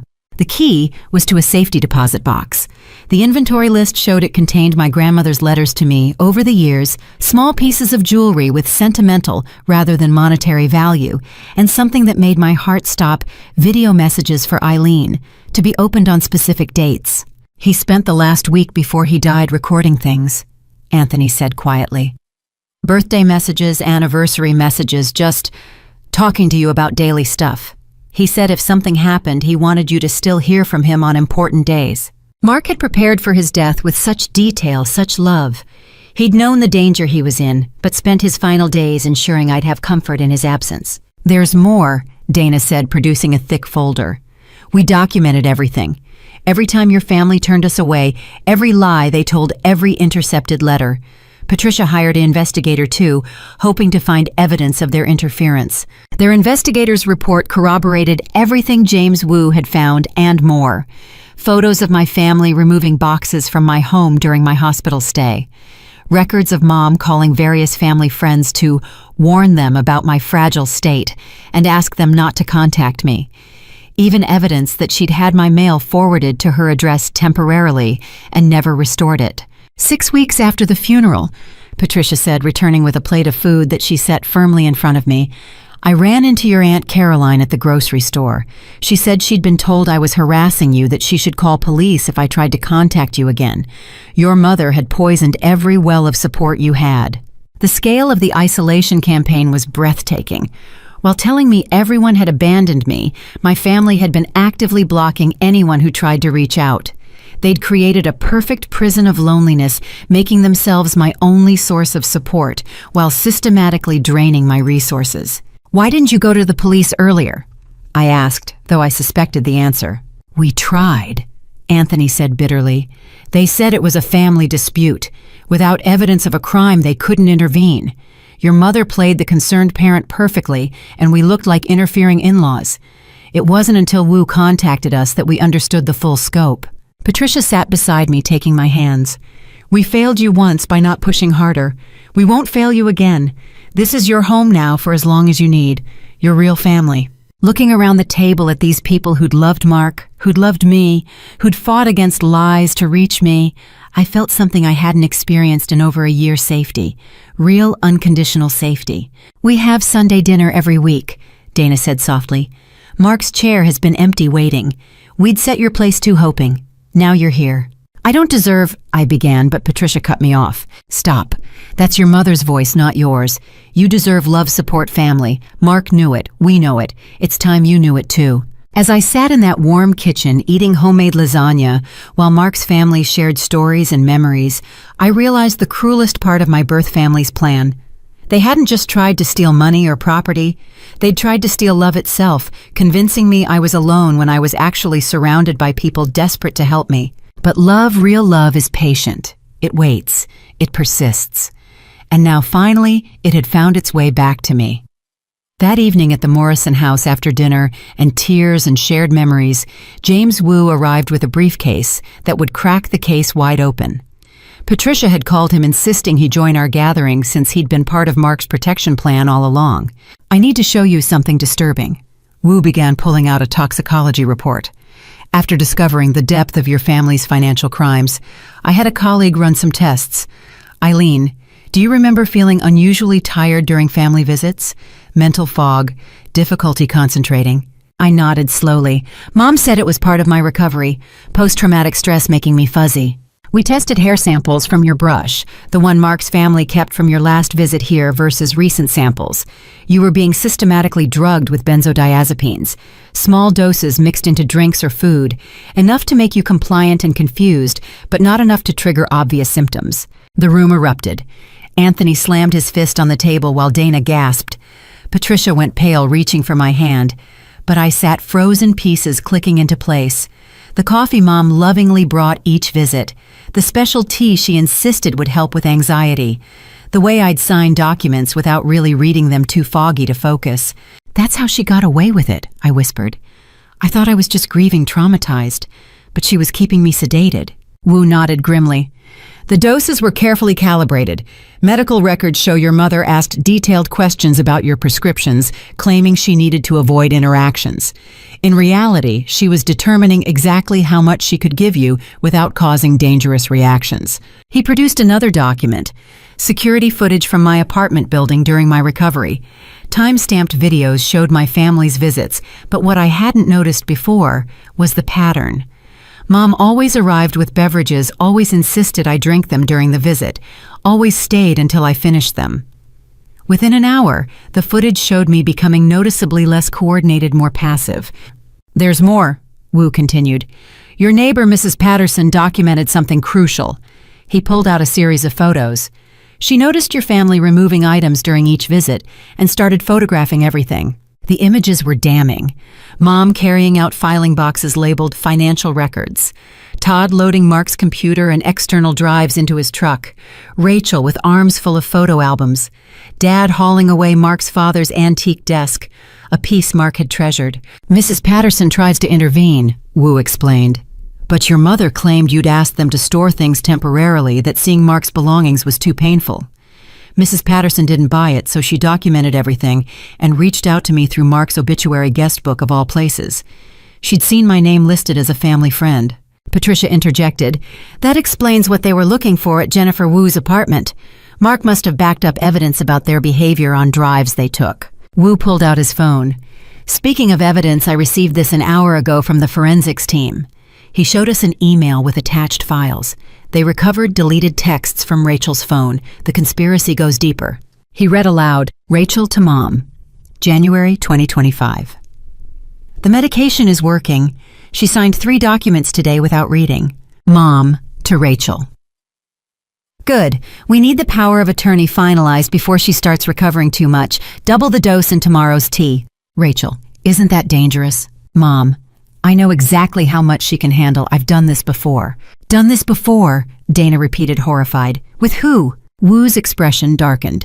We're investigating 3 suspicious deaths in your extended family over the past 20 years.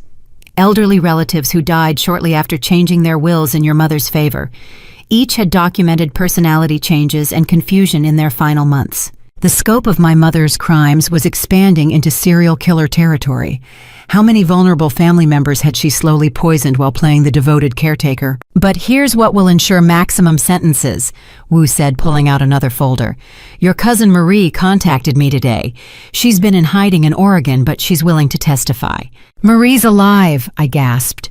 We'd been told she'd moved to Europe and cut all contact after a mental breakdown. Very much alive and very angry. She's been documenting your mother's crimes for years, building her own case. She has recordings, documents, evidence of previous poisonings. She's been waiting for someone else to come forward, too terrified to face your mother alone. Wu played an audio recording on his phone. Marie's voice, older but unmistakable, filled the room. Linda Morrison is evil incarnate. She nearly killed me with her helpful teas and vitamin supplements, made me think I was losing my mind. I signed away Dad's entire estate, believing I was too sick to manage it. It wasn't until I escaped and got clean that I realized what she'd done. I've been hiding ever since, but I kept everything. Every receipt, every document, every piece of evidence. If someone else has finally stood up to her, I'll come back. We can stop her together. The room sat in stunned silence. My mother wasn't just a greedy relative. She was a calculated predator who'd been perfecting her methods for decades. The district attorney is building a RICO case, Wu explained. Your family operated as an organized crime syndicate with your mother as the head. The federal charges alone could result in life imprisonment. Anthony spoke up. What about international crimes? If they were planning to flee with the stolen money? Wu smiled grimly. Already investigating. Todd had been researching countries without extradition treaties. Rachel had opened offshore accounts in the Caymans. They were planning to run once they'd drained everything. Patricia's phone rang. She answered, listened, then handed it to me. It's Detective Morrison. She says it's urgent. Eileen, the detective's voice was tense. Your father is ready to make a full confession. He's offering to testify against your mother in exchange for a reduced sentence. But he'll only talk to you first. Can you come to the station? I looked around the table at my real family, Mark's family, who nodded encouragingly. We'll come with you, Diana said firmly. You don't face this alone anymore. As we prepared to leave for the police station, Wu made one final revelation. Eileen, there's something else. We found your grandmother's real final letter to you. Your mother intercepted it years ago but never destroyed it. She kept it as some sort of trophy. He handed me an envelope yellowed with age, my name written in Grandma's careful script.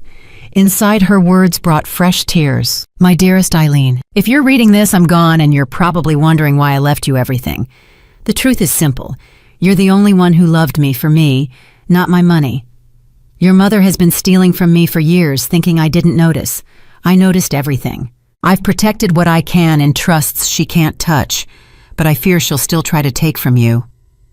Be careful, my sweet girl. Your mother's greed has no limits, and she'll use your good heart against you. Find someone who loves you truly, not for what you have, but for who you are. Build your own family, and never ever let Linda make you feel guilty for receiving what is rightfully yours. All my love, Grandma. P.S. Check the false bottom in my jewelry box. I left something special just for you. Through my tears, I realized even Grandma had known. Everyone had tried to protect me from my mother except me.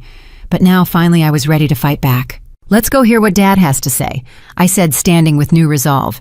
It's time to end this properly. The investigation was revealing tentacles of crime stretching back decades, but at its center was always my mother, the woman who'd given me life and then spent years trying to steal it back piece by piece. The police station interrogation room was cold and sterile, nothing like the warm Morrison kitchen I'd just left. Dad sat across from me looking like he'd aged 20 years in 12 hours.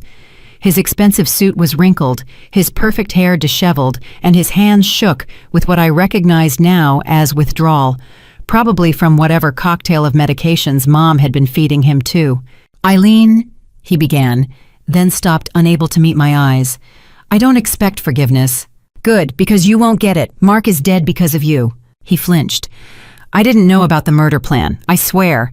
Linda told me Todd was just going to talk to him, convince him to be more generous with the family. When we heard about the accident, he paused, swallowing hard. I wanted to believe it really was an accident. Detective Morrison, sitting beside me, pushed a digital recorder closer. Mr. Morrison, you indicated you have information about other crimes. Dad nodded, finally looking up. His eyes were hollow-haunted. Linda's been doing this for 37 years. I need to tell you about Marie first. She's the key to everything. We know Marie's alive, I said coldly. No thanks to you. You don't know why she ran, Dad countered. Linda didn't just drug her, she tried to have her committed, permanently. She had a doctor on payroll, Dr. Harold Vance. He's retired now, lives in Florida, but 20 years ago he was willing to sign commitment papers for the right price. The detective leaned forward. Are you saying your wife paid a doctor to falsely commit family members to psychiatric facilities? 3 times that I know of. Marie escaped before the papers were finalized, but cousin Robert and Linda's own brother Thomas, they weren't so lucky. My mind reeled. Uncle Thomas had been institutionalized when I was 10. We'd been told he had a complete breakdown, that it was for his own good. I'd sent him Christmas cards to the facility for years before being told he didn't want contact with family. Thomas died in that facility 5 years later. Dad continued, supposedly suicide. Linda inherited his share of their parents' estate. Robert lasted 18 months before a visiting psychiatrist realized he was perfectly sane and started asking questions. By then, Linda had already liquidated his assets. Detective Morrison was typing rapidly on her tablet. We'll need Dr. Vance's full information. This constitutes murder for hire, false imprisonment fraud. I have records, Dad said quietly. I've been keeping insurance, you could say. Documents, recordings, evidence, hidden in a safety deposit box Linda doesn't know about. I'll give you access to everything. Why now? I asked. Why betray her after all these years of enabling? Dad's composure finally cracked. Because she was planning to do it to you. After Todd killed Mark, she said it was perfect timing. With your grief and the drugs she was giving you, she could have you declared incompetent within 6 months. She already had Dr. Vance's replacement lined up, some young psychiatrist with gambling debts. The room spun. My own mother had been planning to lock me away in a psychiatric facility while stealing everything I had. But Marie's not just a victim, Dad continued. She's been investigating Linda for years. She has evidence about other victims. Elderly relatives who died mysteriously, family friends who lost fortunes. Your mother has been running a complex criminal enterprise disguised as family devotion. Speaking of Marie, Patricia interjected from where she sat behind me. She called while we were driving here. She's flying in tomorrow with boxes of evidence. 20 years worth of documentation. Dad's face showed genuine surprise. Marie's coming back. Linda will lose her mind. Marie knows things about Linda's first marriage. First marriage. This was news to everyone, including the detective. Before me, Linda was married to Gregory Paulson, wealthy real estate developer. He died in a boating accident 2 years into the marriage. Linda inherited everything. She used that money to seduce me, presenting herself as a grieving widow with good business sense. But Marie investigated that death. Gregory was an expert swimmer. The boat showed signs of tampering. The detective pulled up records on her computer. Gregory Paulson died 1985. Case closed as accidental drowning. Insurance payout, Jesus, $3 million in 1985 money. Linda used it to build her image, Dad explained. Charitable donations, social climbing, creating the perfect facade. By the time she targeted me, she was established in society. I was a young banker impressed by her sophistication. I never questioned the source of her wealth. When did you realize what she was? I asked. Too late. After we were married, after you kids were born. By then she had leverage, affairs she'd orchestrated and photographed, financial crimes she'd involved me in without my realizing. Every time I thought about leaving or exposing her, she'd remind me what I'd lose. My career, my reputation, my children. So you chose yourself over us, Anthony said coldly from behind Patricia. Yes, Dad admitted. I was a coward, but I draw the line at murder and false imprisonment. That's why I'm here. The detective's phone buzzed. She read the message and her eyebrows shot up. The warrant team just finished at your house. They found something interesting in your wife's home office. She showed Dad a photo on her phone.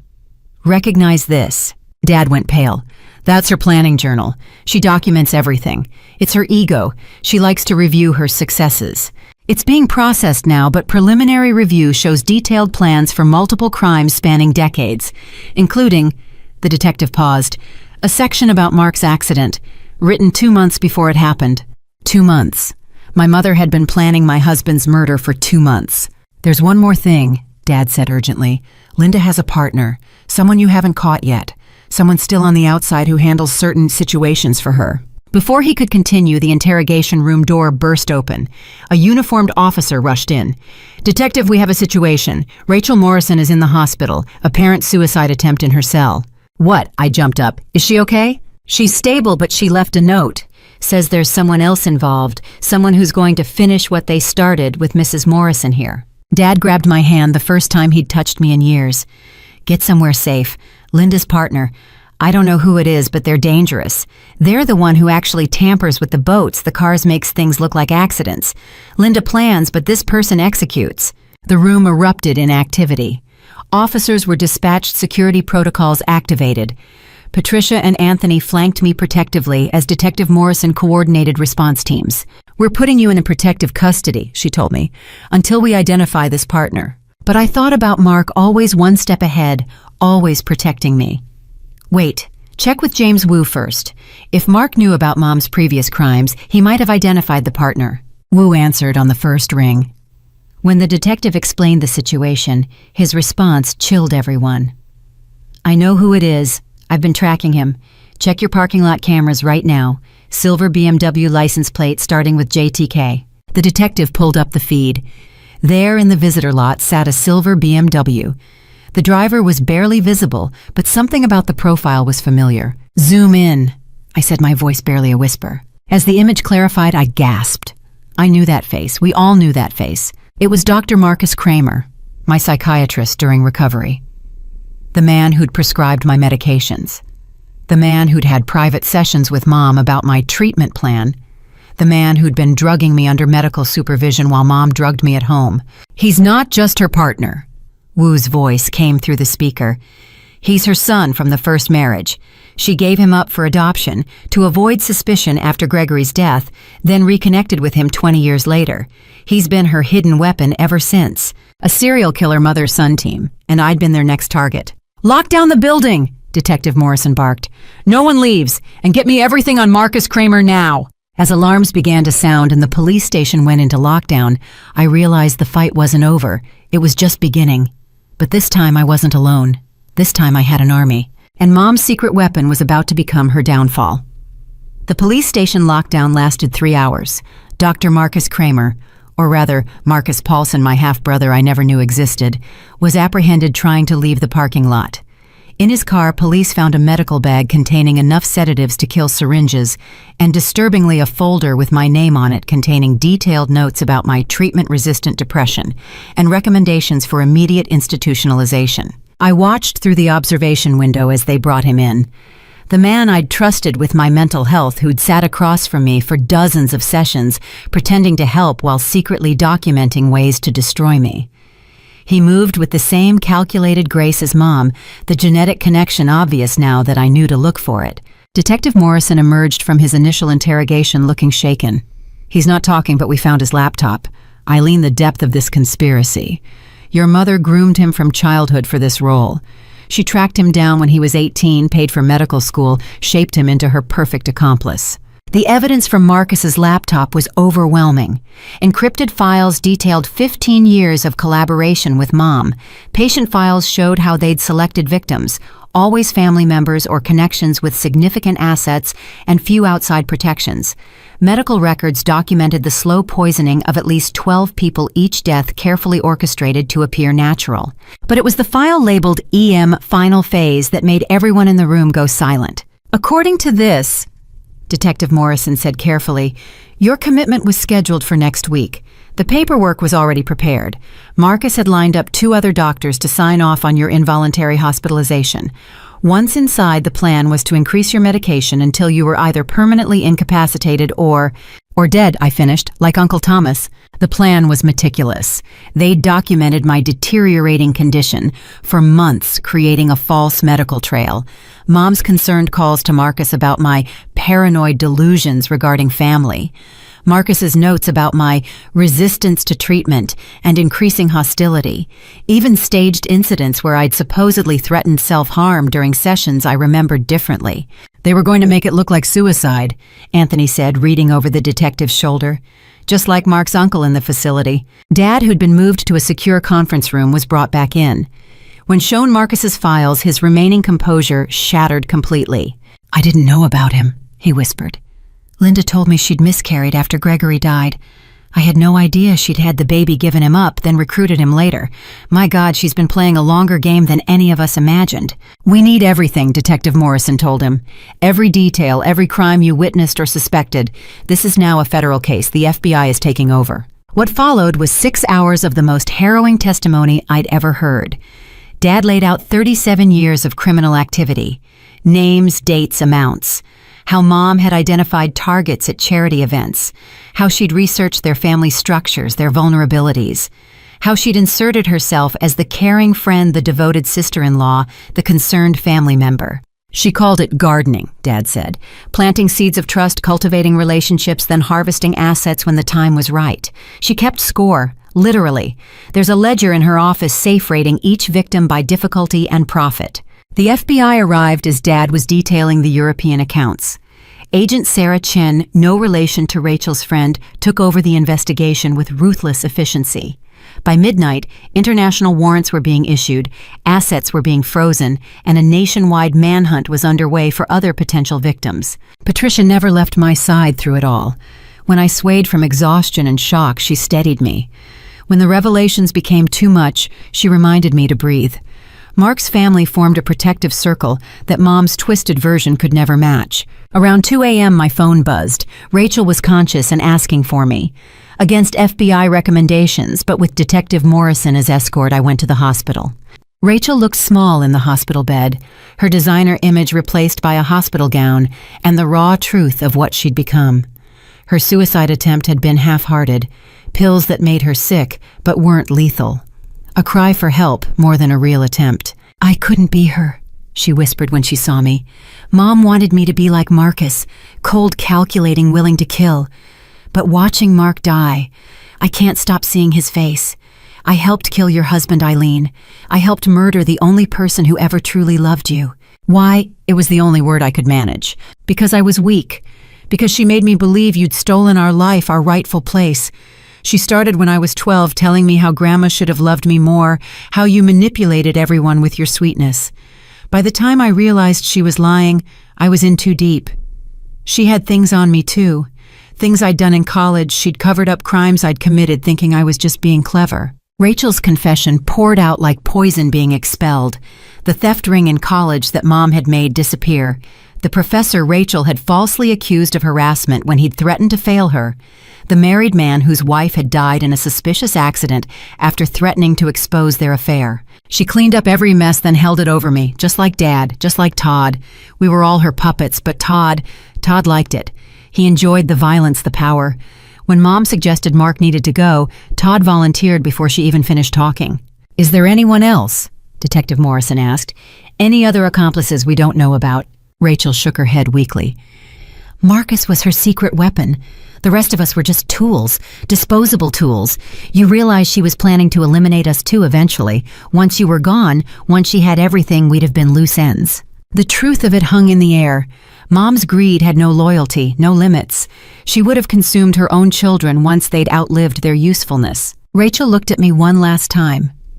"I know you can't forgive me. I don't forgive myself. But testifying against her is the only decent thing I can do now. I'll tell them everything, every single crime. Maybe it will save someone else." As we left the hospital, Agent Chen was waiting with more news. "We've located Marie Thornton. She's agreed to enter protective custody and provide her evidence.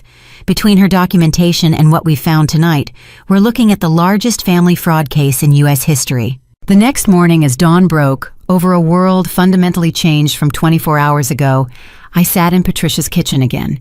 The news was playing on the small TV reporters, breathlessly covering the Black Widow serial killer and her Doctor of Death's son. Mom's charity lady photo smiled from the screen while commentators discussed the dozens of potential victims across 3 states. How did I not see it? I asked the room at large. How did I live 28 years and not see what she was? "Because you're good," Wu said simply. He'd arrived with boxes of additional evidence and the air of someone whose life's work was complete. "Mark saw it immediately because he came from outside, but you were raised in the poison. You developed immunity to small doses while never recognizing the toxin." "What happens now?" Dana asked. Agent Chen, who'd joined us for coffee and strategy, laid out the timeline. "Your mother and Marcus face federal charges that guarantee life without parole. Todd's looking at death penalty for Mark's murder. Your father will likely get 10 to 15 years, but might see reduced time for cooperation. Rachel, depends on her testimony, but she's looking at 20 years minimum." "And me?" I asked. "You survive," Patricia said firmly. "You heal. You honor Mark's memory by living the life he protected. You use your resources, both financial and emotional, to help other victims. You transform this poison into purpose." She was right. Mom had created victims for 37 years. Maybe I could spend the next 37 helping them heal. As if reading my thoughts, Wu slid a card across the table. "The prosecutor mentioned you might want to establish a foundation for victims of family financial abuse. I know someone who specializes in setting up nonprofits if you're interested." I picked up the card, feeling the first spark of purpose since Mark's death. Mom had taught me how evil could hide behind a loving smile. Maybe I could teach others to recognize the signs before it was too late. "Mark would love that," Anthony said quietly, using pain to prevent more pain. Very teacher-like. Outside media vans were already gathering. The story would dominate headlines for months. But inside this kitchen, surrounded by real family planning, how to transform tragedy into purpose, I felt something I'd thought was lost forever: hope. The reckoning had come. Justice would be served, and from the ashes of my mother's criminal empire, something good would grow. Mark had believed in my strength. It was time to prove him right. 6 months later, I sat in a federal courtroom in downtown Chicago, watching the woman who gave me life stand trial for attempting to steal it. The media circus outside was overwhelming, but inside, there was only the truth methodically presented by prosecutors who'd spent months building an airtight case. Mom looked smaller in her orange jumpsuit. her perfectly coiffed society lady image replaced by gray roots and harsh lighting. But her eyes remained calculating, scanning the courtroom like a predator searching for weakness. When our eyes met, she smiled, that same loving mother smile that had hidden decades of murder. The prosecution's case was devastating. Financial records showing systematic theft spanning 37 years. Medical files documenting slow poisoning of 15 victims. Email chains planning murders. Photos of boats with tampered engines, brake lines with precise cuts. Medication bottles with falsified labels. The sheer scope made several jurors visibly ill. But it was Rachel's testimony that provided the most shocking revelations. She took the stand on day 3, shackled but clear-eyed. The plea deal she'd negotiated required complete honesty, and she delivered. But what none of us expected was the bombshell she dropped about Marcus. Mom started grooming Marcus when he was 14. Rachel began, her voice stronger than during our hospital conversation. She didn't just recruit her son, she created him. I found her journals from that period. She wrote about molding the perfect instrument, about raising him to be unencumbered by conscience. The prosecutor displayed excerpts from Mom's journals, each entry more chilling than the last. Marcus shows promise. No emotional attachment to victims. I've started having him practice on animals, building his tolerance. By medical school, he'll be ready for human subjects. Tested Marcus with cousin William. He administered the medications without hesitation. No guilt response afterward. My greatest success. Marcus suggested we could streamline the process by opening a private practice together. My boy thinks bigger than I ever did. Gregory's genes clearly dominated. Rachel continued. She was proud of creating a sociopath, but she miscalculated. Marcus wasn't loyal to her. He was loyal to the game. I have recordings of him discussing eliminating Mom once she'd outlived her usefulness. He saw her as a mentor to surpass, not a mother to obey. This revelation cracked Mom's composure. She half rose from her seat before her lawyer pulled her down. The woman who'd controlled every variable for decades hadn't seen betrayal coming from her own creation. "Play the recording," the prosecutor instructed. Marcus's voice filled the courtroom, cultured and cold. "Linda's getting sloppy. The Morrison situation is too high profile. After we secure the assets, she becomes a liability. I've already prepared the medications. A stroke would be believable at her age." On the tape, Mom laughed. "My clever boy. But let's finish with Eileen first, one victim at a time." "Of course, Mother, though technically you'll be victim number 38. I do so appreciate the symmetry." The recording ended with both of them laughing about murder statistics like other families might discuss baseball scores. When Todd took the stand in his own defense, he tried to paint himself as another victim of Mom's manipulation. But under cross-examination, his true nature emerged. The prosecutor played security footage from Mark's school the day of the confrontation. "You seem quite enthusiastic about threatening Mr. Morrison," she observed as the video showed Todd shoving Mark against a wall. "He was disrespecting our family," Todd snarled, forgetting his victim act. "Acting like he was better than us because he had some moral high ground. Mom was right. He was an obstacle." "So you removed the obstacle." "I did what needed doing. Someone had to protect family interests." "By murdering an innocent man." Todd's lawyer tried to object, but Todd was beyond controlling. "Innocent. He turned Eileen against us, made her think she was too good for her own blood. Yeah, I ran him off the road, and you know what? I'd do it again." The courtroom erupted. The judge called for order while Todd's lawyer looked ready to faint. In one outburst, Todd had confirmed premeditated murder. But the most powerful testimony came from an unexpected source, Marie Thornton, my cousin, who'd survived Mom's earlier attempt. She entered the courtroom with quiet dignity, 20 years of hiding having aged her, but not broken her spirit. "Linda Morrison is evil wearing a human mask," Marie stated simply. "She doesn't just steal money. She steals lives, sanity, hope. I spent years believing I was insane because of her gaslighting, years hiding, terrified she'd find me and finish what she started." Marie presented her evidence recordings of Mom discussing drugging schedules, photos of Mom meeting with Dr. Vance about commitment papers, financial records showing the systematic draining of Marie's father's estate. But most damning was a video Marie had secretly recorded during her final family dinner before fleeing. In it, Mom spoke casually about Marie's upcoming rest cure at a wonderful facility, while Marie, clearly drugged, struggled to focus. "Poor dear," Mom's voice cooed on the tape. "So confused lately. But don't worry, we'll take good care of everything while you're getting better." The camera had captured Mom's reflection in a mirror, showing her adding powder to Marie's wine while maintaining concerned conversation. "That was the night I ran," Marie testified. "I realized I'd never leave that facility alive, so I pretended to drink, excused myself, and drove straight to Canada with only the clothes on my back. I've been looking over my shoulder ever since." When Marcus testified via video link from federal prison, he'd been denied bail as a flight risk. His complete lack of emotion chilled the courtroom. He discussed murders like medical procedures, referring to victims as subjects and deaths as successful outcomes. "My mother taught me that emotional attachment was weakness," he stated. "That family was just a resource to be managed. I simply took her lessons to their logical conclusion." "Including planning to murder her?" the prosecutor asked. "Of course. She taught me too well to leave such an obvious loose end. Linda understood this. It's why she was proud of me." Mom's reaction to her son's cold betrayal was the only genuine emotion I'd ever seen from her. Pure rage at being outmaneuvered by her own protege. Character witnesses for the victims painted a picture of lives destroyed. Mark's principal testified about what a dedicated teacher he'd been. Elderly relatives of Mom's earlier victims spoke about mysterious illnesses that suddenly appeared when Mom became their caretaker. A forensic accountant detailed over $40 million stolen across decades. "Through it all, I sat between Patricia and Anthony, drawing strength from their presence. Dana held my hand during the worst revelations."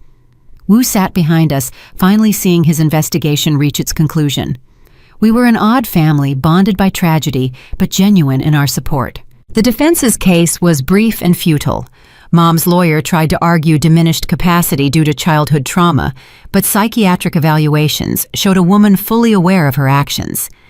Dad's testimony for the prosecution had eliminated any doubt about her mental competence. She kept detailed records of every crime he'd stated, proud of her efficiency. She wasn't insane, she was evil. There's a difference. On the final day of testimony, a surprise witness appeared. Grandma's elderly best friend, Vivian Chen, 93 years old, but sharp as a tack. She'd flown in from Hong Kong where she'd retired. "I warned Stella about Linda 40 years ago," Vivian testified. "Saw right through her act. Stella protected what she could set up those trusts, but she knew Linda would never stop trying. Her last words to me were, 'Protect Eileen when I'm gone.' I failed in that duty, but I'm here now." Vivian produced letters from my grandmother expressing fears about Mom's intentions, documenting early thefts, seeking legal advice about protecting future inheritances. The correspondence painted a picture of a grandmother desperately trying to shield her granddaughter from beyond the grave. In closing arguments, the prosecutor was brilliant. Linda Morrison spent 37 years perfecting the art of murder disguised as love. She killed with pills instead of guns, with manipulation instead of violence. She turned family into a weapon and love into a trap. The evidence shows not a woman driven by mental illness, but a predator driven by greed. The defense's closing was desperate, trying to shift blame to Marcus to paint Mom as a victim of her own traumatic past. But the jury saw through it just as Mark had seen through Mom's facade. Deliberation took only 6 hours. As the jury filed back in, Mom finally looked at me with something approaching genuine emotion. Not love, not regret, but curiosity. As if wondering how her greatest victim had become her downfall. "Guilty on all counts." The words echoed through the courtroom. Murder, conspiracy, fraud, racketeering. The list went on for minutes. Life without parole on multiple counts, consecutive sentences ensuring she'd never see freedom. Todd received the death penalty for Mark's murder. Marcus got life without parole for the medical murders. Rachel, due to her cooperation, received 25 years with possibility of parole in 15. Dad got 12 years for financial crimes and conspiracy. As they led Mom away, she turned back one final time. "I made you strong," she called out. "Everything you survived made you who you are. You should thank me." "I thank Mark," I replied clearly. "He showed me what real love looks like, something you'll never understand." Her face contorted with rage as they dragged her away, still screaming about ungrateful children and stolen inheritance. Outside the courthouse, hundreds of reporters waited. But I wasn't alone. Patricia stood on my right, Wu on my left. Mark's family surrounded me like armor. Marie joined us, finally free to reclaim her life. "Ms. Morrison, how does it feel to see justice served?" a reporter called. I thought of Mark, of all the victims who couldn't be here, of the years stolen and lives destroyed. It feels like the beginning, I said. The Mark Morrison Foundation for Family Fraud Victims starts taking applications next week. My mother created victims for 37 years. I plan to spend the rest of my life helping them heal. As we walked away from the courthouse, snow began to fall. It felt like cleansing, like the world washing itself clean of Linda Morrison's poison. Tomorrow would begin the real work of building something positive from the ashes. But today, justice had been served. Mark could rest peacefully, and I could finally truly begin to live. 1 year after the trial that exposed my family's web of murder and fraud, I stood in the nursery of my new home 5 states away from Chicago. The walls were painted soft yellow. Sunshine Dreams. Mark and I had called this color when we'd picked it out for our future children. Now our miracle child moved within me, a flutter of life that still took my breath away. Patricia knocked gently on the doorframe. "The news crew is here for the anniversary interview. Are you ready?" I nodded, smoothing my hands over my 7-month belly. The pregnancy we'd fought so hard for, the final embryo that had somehow survived the nightmare, was thriving. Dr. Sarah Kim, my new obstetrician, who had no connection to my past, called it remarkable. I called it Mark's final gift. Downstairs, the living room had been transformed into a makeshift studio. This wasn't just any interview. It was with Rebecca Chen, the investigative journalist whose book about the case, Blood Money: The Morrison Murders, had spent 6 months on the bestseller list. All proceeds went to the foundation, another small victory over Mom's greed. "Eileen, you look radiant," Rebecca said warmly as the crew finished setup. "How are you feeling?" "Grateful," I answered honestly. Grateful and ready to share the next chapter. The cameras rolled, and Rebecca began with the question everyone wanted answered. "It's been 1 year since your mother and brother were sentenced to life in prison. How do you process that?" "I don't think of them as my mother and brother anymore," I said steadily. Linda Morrison and Todd Morrison were predators who happened to share my DNA. My real family is here with me now. I gestured to where Patricia, Dana, and Anthony sat off camera, my constant supports. "Tell us about the Foundation's work this year." My heart lifted at this topic. The Mark Morrison Foundation has helped 237 victims of family financial abuse. We've recovered over $18 million in stolen assets, provided free legal representation to 60 families, and funded therapy for anyone who needs it. We've also successfully lobbied for Mark's Law in 12 states, legislation that makes family financial abuse a specific felony with mandatory sentences. That's incredible progress for 1 year. We're just getting started. Next month, we open our first residential facility, Morrison House, where victims can stay while rebuilding their lives. It's on the property where Mark taught at-risk youth camping skills. He always said that land would serve a greater purpose someday. Rebecca leaned forward. "And personally, how has your life changed?" I smiled, feeling the baby kick. "I'm living, really living, not just surviving. I'm in therapy, real therapy with a trustworthy doctor. I'm part of Mark's family now. We have Sunday dinners and holiday traditions. I'm building friendships with people who knew nothing about my money before caring about me as a person. And in 2 months, I'll be a mother." "You're having Mark's baby," Rebecca said gently. "How does that feel, given everything that's happened?" "Like redemption," I answered, tears threatening but held back. Mark and I went through 3 years of IVF treatments. This little one was our last embryo transferred just before he died. For it to survive everything, the coma, the drugs Mom was giving me, the trauma, it feels like Mark protecting us one more time. "Have you chosen a name?" "Marcus." At Rebecca's shocked expression, I explained, not after Mom's accomplice, but to reclaim it, to prove that names don't determine destiny. Marcus James Morrison, after his father and the investigator who saved my life. "Speaking of investigations, there's been a development in your cousin Marie's case." I nodded, glancing at Wu, who joined us for this part. Marie and I have been working with federal investigators to uncover more of Mom's victims. We've identified 8 more suspicious deaths and are helping families exhume bodies for proper testing. It won't bring them back, but it might bring closure.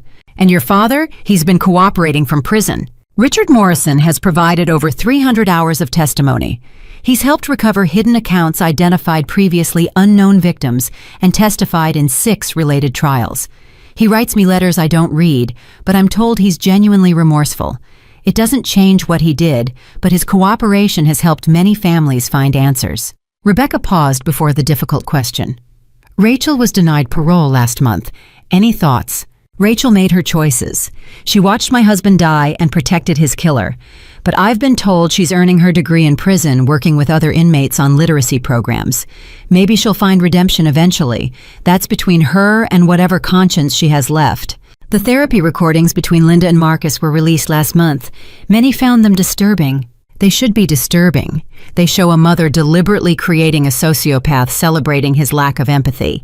But they also show that evil isn't born. It's made. It's taught. That's why the foundation focuses so heavily on early intervention, helping young people recognize manipulation before they're trapped. What would you say to someone currently trapped in a toxic family situation? I looked directly at the camera, imagining all the people suffering as I had. You're not crazy. The confusion you feel, the guilt, the sense that something's wrong but you can't quite name it. Trust those instincts. Document everything. Reach out for help. The Mark Morrison Foundation has a hotline, 1-800-SAFE-FAM. You don't have to suffer alone.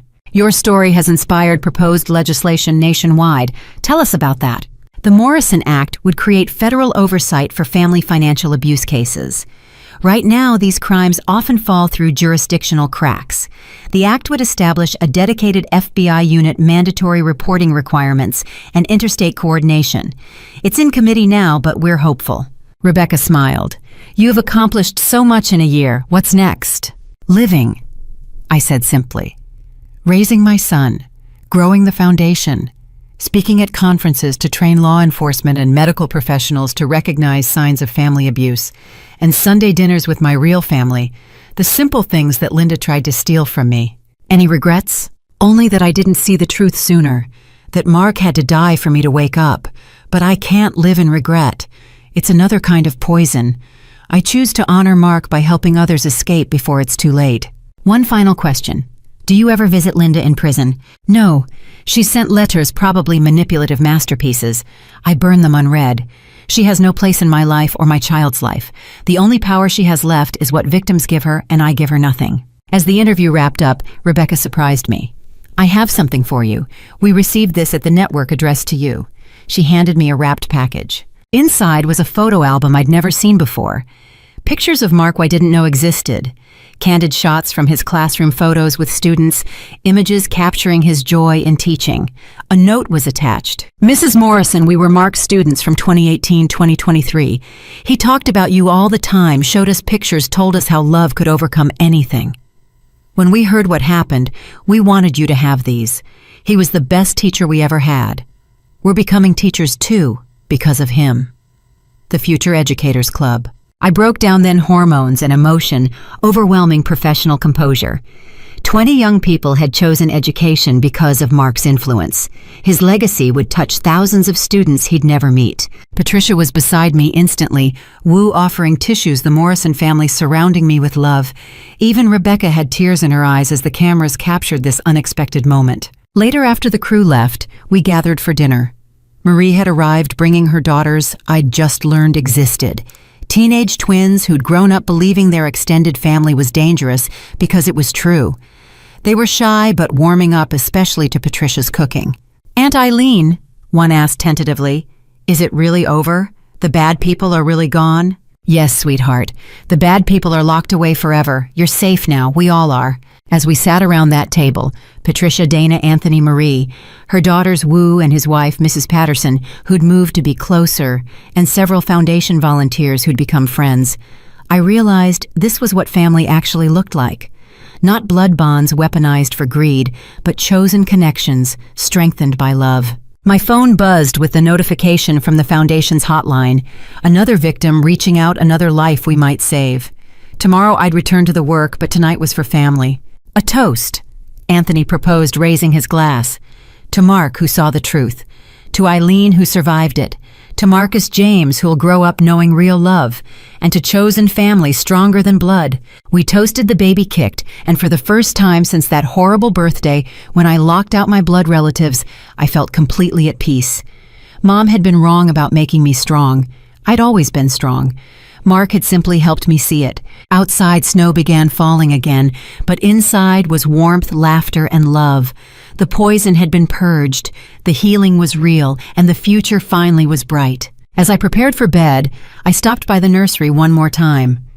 Above the crib hung a photo of Mark and me on our wedding day, both of us radiant with joy and hope.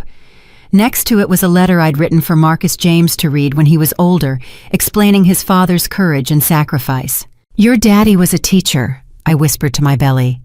"He taught me the most important lesson of all, that real love protects, nurtures, and sacrifices. It doesn't manipulate, steal, or destroy. You'll grow up surrounded by real love, little one. That's my promise to you and to him." The baby responded with a strong kick, as if sealing the promise. In 2 months, Mark's son would enter a world where Linda Morrison had no power, where chosen family meant everything, and where his father's legacy lived on through every life saved by the foundation. It wasn't the life I'd planned, but it was the life I'd fought for and won. And as I turned off the nursery light, I knew that somewhere Mark was proud. The girl he'd tried to protect had become a woman who protected others. The ultimate victory over those who'd tried to destroy us both. Love had won. It always does in the end. Thank you for listening to this story of survival, betrayal, and ultimately triumph. If you've experienced family financial abuse or manipulation, you're not alone. Share your thoughts below. Have you recognized similar warning signs in your own family? What would you do if you discovered your loved ones were not who they seemed? Please, like this video if it resonated with you, subscribe for more stories of overcoming adversity, and share it with someone who might need to hear that they're not crazy for questioning toxic family dynamics. Your engagement helps us reach more people who need hope. Remember, real family isn't always blood. It's the people who stand by you when the truth comes out. Stay strong, trust your instincts, and never let anyone make you feel guilty for protecting yourself. Until next time, may you find the courage to choose real love over toxic bonds, and may your chosen family bring you the peace you deserve.